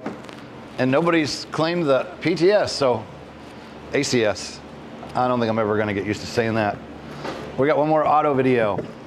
If you need this and you just popped into chat or you just hadn't typed, you didn't know the date, just type in the chat. I wanna give this away today. Just say, I need this. If you need an ACS for private pilot, just type in, I need this.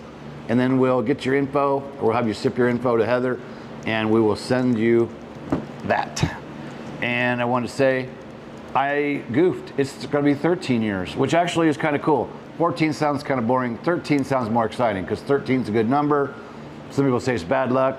My daughter was born on the 13th, and she's a good kid, so the number 13 can be a good thing. So we're going to be celebrating 13 years online, March 1st, 2025. And remember, all we've talked about was flying today. We are Helicopter Online Ground School. We have online ground school courses. See, I haven't mentioned our ground school courses all day. We have private commercial instrument CFI. They're at helicopterground.com below.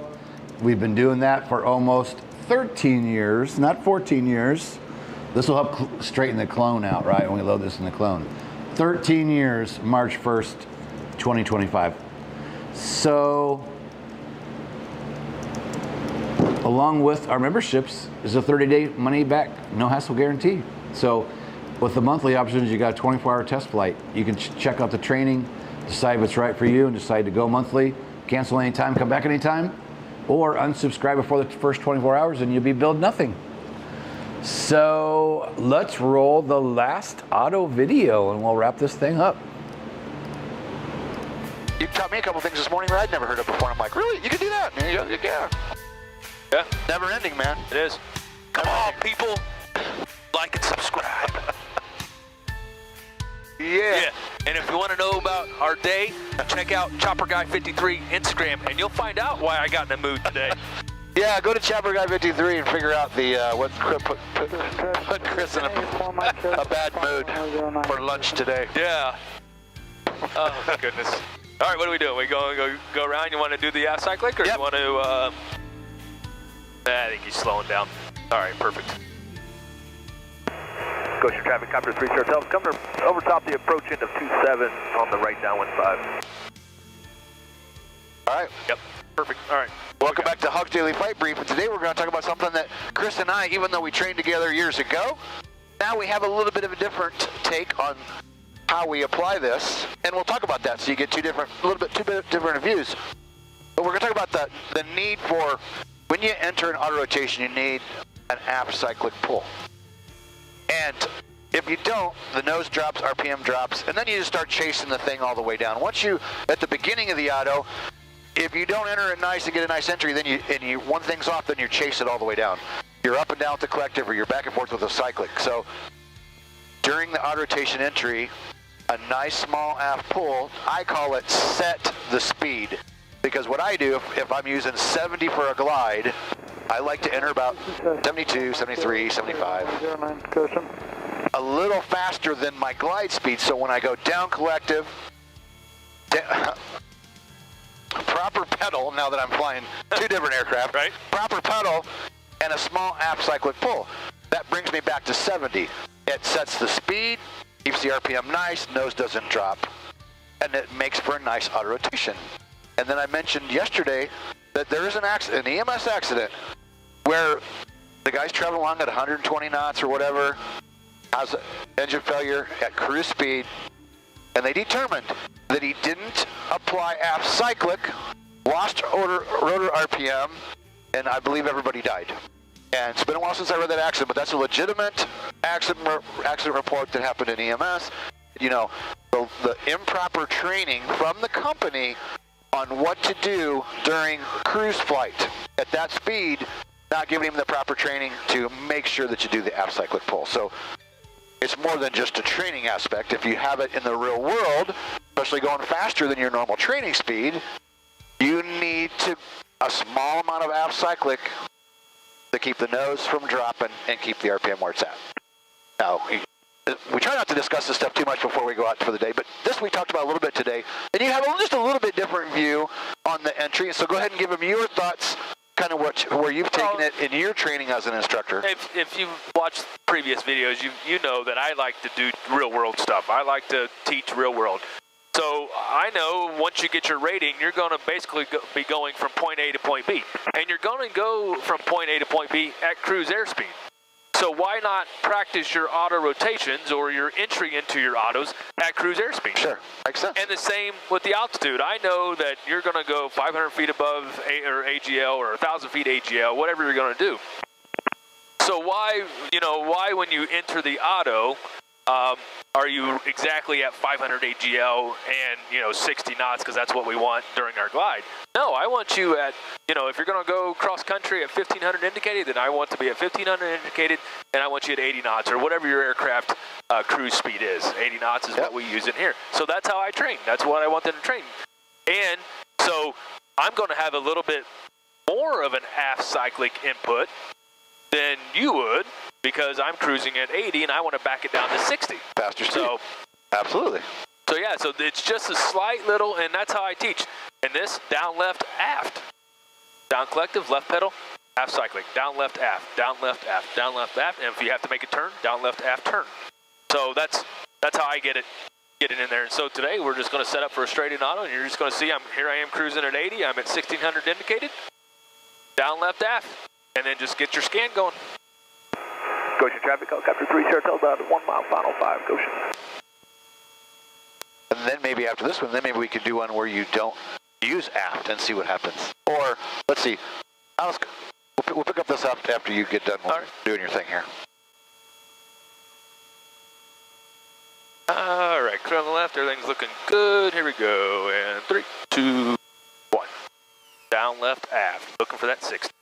And in this aircraft's going to slow down anyway. So you're just you may just be adding just a little bit of input. So you have now gone through a little bit. So I'm just going to push forward a little bit.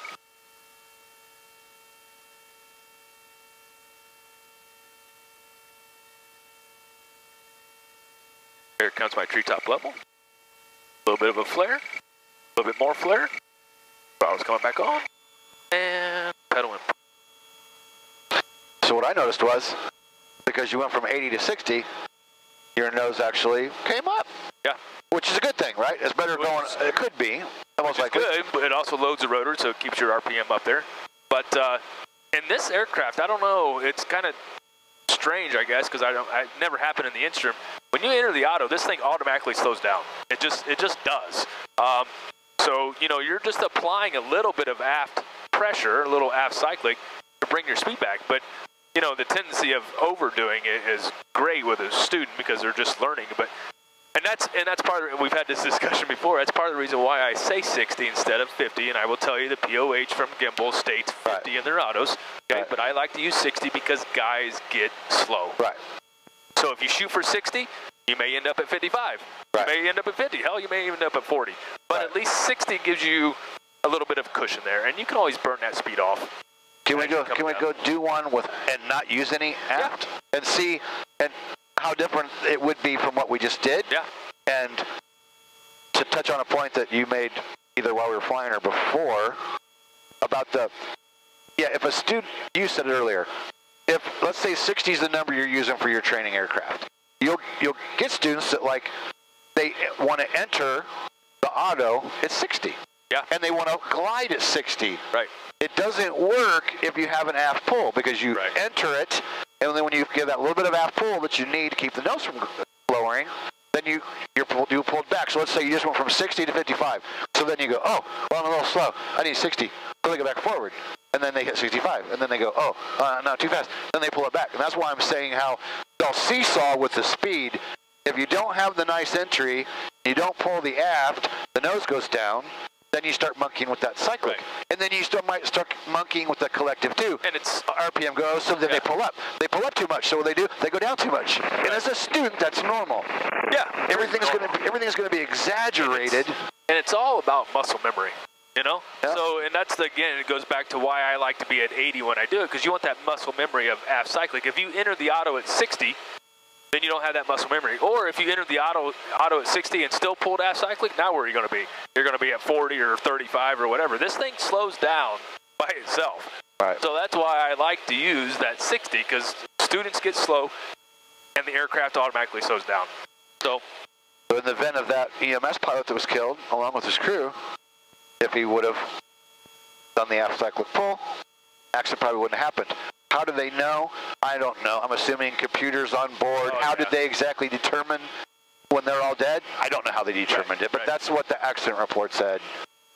And that's how it came out, that they determined that high forward speed, engine failure, and he's busy in the cockpit or whatever. We don't know. We weren't there. There's such a thing as airplane people don't realize this, but we actually have a V&E power off. So maybe if you're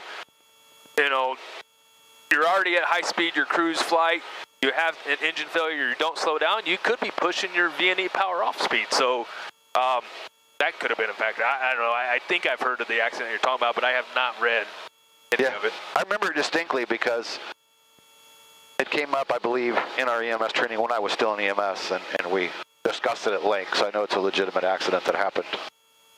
All right, so this time I'm going to enter the auto, and I'm just going to try to maintain our airspeed where we were, not pull aft cycling, but I think you'll see that this aircraft, that nose comes up. And even without an aft? Yeah. Okay. I'm going to really try, because now it's in my brain to pull aft, so I'm going to really try to keep that cyclic right where we were when we entered it.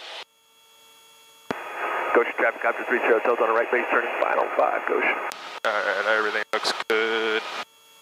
Yeah, I'm still new to the Cabri, but I know other aircraft I've taught in, it's more pronounced. If you don't do an aft pull, you actually legitimately notice the nose drop a little bit, RPM drop. Yeah, I think the way it's set up, that nose actually comes up in it. That's why. So I'm gonna try to hold it there. Bird 80. And I'm gonna really have to think about not pulling back. Clear on the left, make sure nobody's coming down. I don't see anybody. Clear on the left. All right. Here we go. In 3, 2, 1. Aha! Yeah, so it does. Look at that. Yeah.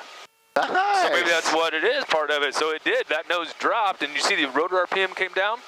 Yep. Oh, and it was immediate. Yeah. I mean, it was immediate. Well, that nose went. I wonder if I was kind of pushing forward too. Well, you trying to might have. keep I don't know. All right, there's a couple of a little bit of flare. I suppose that's possible. But it did kind of. It did. I was expecting to be surprised and go, oh yeah, you're right. The nose didn't really drop, but it sure It did. I was like, surely did. It did drop, and maybe when students enter the auto, they're pulling aft cyclic, and with the aft cyclic along with the nose coming up, it's more pronounced. Right. With that one, I was really trying to keep cyclic forward, so we kept our airspeed. But yeah, you're Kenny Keller. Good. Yeah, that nose kind of came down, didn't it? We just kind of It did. You see that RPM? I was surprised by that RPM too. Right away we got the low horn. Yeah. Right away. That was kind of learning something new every day, aren't you? I am, and it's just fun to go out and it's fun to talk about this stuff and then go out and test it and see how it directly affects one particular aircraft. Yeah. You know? Well, you know, I guess we're just going to have to go in because we're having way too much damn fun. I mean, you got to quit while the fun, I mean, we're having such a great flight. I think we need to call it a day and go in because it's just... Do you think I can do enough landings out here I can write my name? Probably, I'm sure you could. Maybe I can get Chopper Guy 53 out here written on the snow. That would take you, I bet you'd take damn near an hour to print out with your skids Chopper Guy 53. Because you'd have to do because you got two skids, so it'd be like an outline. Oh, yeah, it'd be like a thick lettering. Stick two lines. Yeah, like you're right, yeah. C, H. That would take you a while. We got nothing but time. Let's just burn a Chopper Guy 53 in the snow. Can I use my skid for it? My skid tail? My stinger? Can I just drag the stinger? You could just drag the stinger, or if you were really good, you could just put the aircraft off center and just use one skid to write Chopper Guy 53. Oh, yeah. Goshen traffic, Copter 30, Hotel departing 5. Left traffic will be on a left downwind 9er, Goshen. I'm sure it would work on television. You know what we need to do? We keep talking about we should do something to sit around the office. We need to do what you see on YouTube where vocal coach reacts to the Judas Priest heavy metal singer. Or you see, you know, a lot of airplane guys now, airplane pilot dissects airplane landing on TV. Oh, yeah. We need to do helicopter pilots dissecting landings you see on TV in movies. Where we're sitting around the office, we got some beers, and we're going, hey, look at this guy taking off.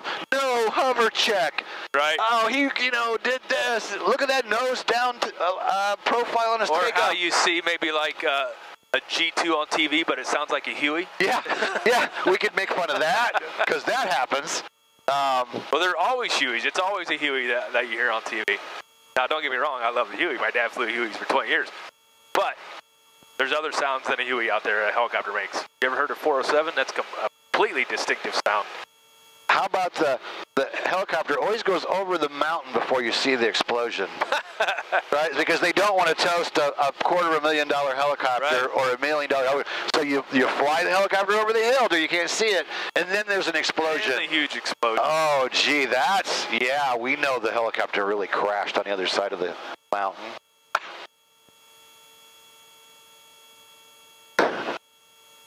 Way too much fun. It's good you got all the frustration out before we went flying, because I was worried that we'd have a bad flight, but because we right for. Oh, you're not supposed to tell them that. Don't tell them that. They got bleep all that out. Yeah, I'll believe it. Let's just say we went somewhere that started with a C. They usually are known for ice cream, but they really screwed up my sandwich. Hell yeah, I heard a couple jokes yesterday. I was trying to remember them so I could tell you on camera, and I can't remember the joke. I get the morning corny from how do ghosts listen to music? I don't know. By Bluetooth, of course. Oh God. Oh, that's funny.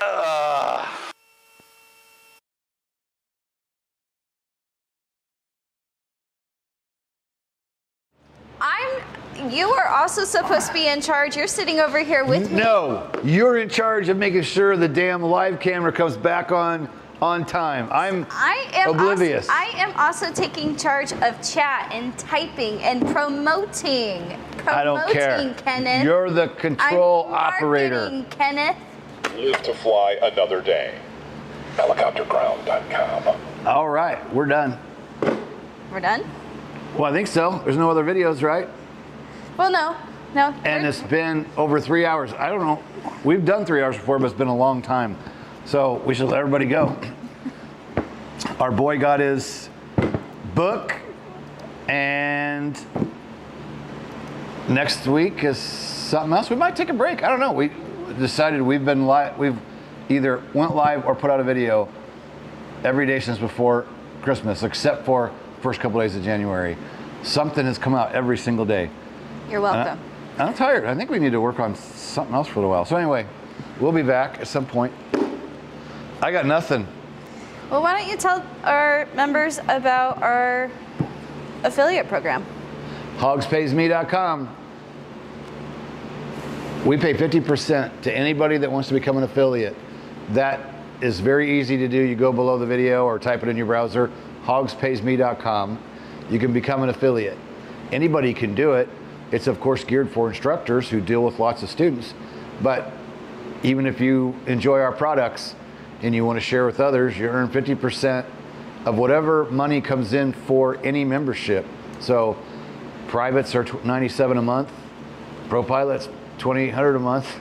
We've got some people that got a $1,400 payment sent to their PayPal because they had somebody else sign up using their link. And when you go to Hogs PayPal or hogspaysme.com, you'll sign up and you'll have access to a back or administration part of Hogs, basically. That's your sales. So you get your link, share it with people, and if they buy, it'll show what they bought, when they bought, and you'll know exactly what you're making as an affiliate. It's really that easy of have a link. Hey, Bob, you should use Hogs. Here's the link. If they go on and buy, it tracks it. So you know and we know what you're making. We know what your commissions are. There's no ifs, ands, or buts about it. And we wait 30 days to make sure that the person doesn't refund, and then you get 50%. You do need a PayPal email in order to do this. You have to have a PayPal account, because that's how we do it, and the payments are made through the email that's associated with your PayPal account. Your clone? And then the clone, if you don't know, we haven't talked about it today, askhogs.com. We have a clone that's available 24 hours a day, 7 days a week to answer your questions. It has 13 years of my content, not 14 years of my content. It has 13 years of my content piped into it. That's every blog, video, podcast, documents. It's got so much. We've been loading stuff in it for a year. It's pulling from 13 years of my content and answering questions. And it can carry on a damn good conversation, and 99.9% of the time it can answer better than I can answer, because there's a lot I've forgotten that's not fresh up here in the, Noggin? Noggin. I was looking for some fancy term like The caboose. The something cortex or something, but it's pretty awesome and it's free. You can talk to it 24 hours a day, 7 days a week. It'll carry on one hell of a conversation with you. And you can type in and talk to it, or click the phone button and you can have a conversation to speak into your phone, and it'll talk right back to you. And it'll talk back in my voice, however, it doesn't stutter, doesn't flubber words, so, speaks better than I can. Other than that, that's it. Reach out, Hog Support, 574. If you want to come fly, or, again, we do have Hogs Ground School. We haven't barely mentioned it all day. Helicopterground.com, but if you need anything, you have a question, you can ask the clone, but you can also talk to Hogs Member Support at 574-767-1797, and that way you're talking to a human, because some people don't want to talk to a clone, and we get it. The human has to sleep, so the clone's nice when the human's sleeping. So you can talk to a human by texting or calling, you can talk to the clone, and you can get anything answered that you want answered. The other day we had fun because I went on a rant and some guy was giving Heather a hard time, and she said in 7 years he was the worst of anybody she's ever dealt with. gave her a hard time in chat. And so I jumped on and read some of the lines of the stupid things he was saying. And she felt really bad about it. And I kept telling her, quit worrying about it, because I'm not worried about it. I'm not worried about it at all. We know how well we've taken care of people for the last 13 years. And that guy was just being kind of an ass and was being unreasonable. So we will always take care of you. We'll get your questions answered. We'll always try to make it right with you, no matter what it is you're after, online ground, doing some flying, whatever. We're always trying to be fair, and we work with you, not against you. yeah, his one comment, oh, you're just for money and you don't do anything for the aviation community. And I wanted to go, that's what I wanted to do to him. On that statement, I shouldn't have put my finger up, but God damn it, to say you don't do anything for the aviation community, that's not right. That's horse manure. He should have never said that. Right. Like I shouldn't have put my finger up in the video. Correct. Correct. If anybody has any questions about what they are signing up for, do not hesitate to reach out to our Hogs member support either by email or by phone number, as she is always more than welcome and helpful to answer any questions about what you are signing up for, what the course is about, and what we are all about. And she won't give you the finger. No, she won't. Heather is too nice for that. All right, that's all I got. Peace out. Peace out. Feel the pressure to fly, but know the right decision is to stay on the ground, hit the hogs, no go, and live to fly another day.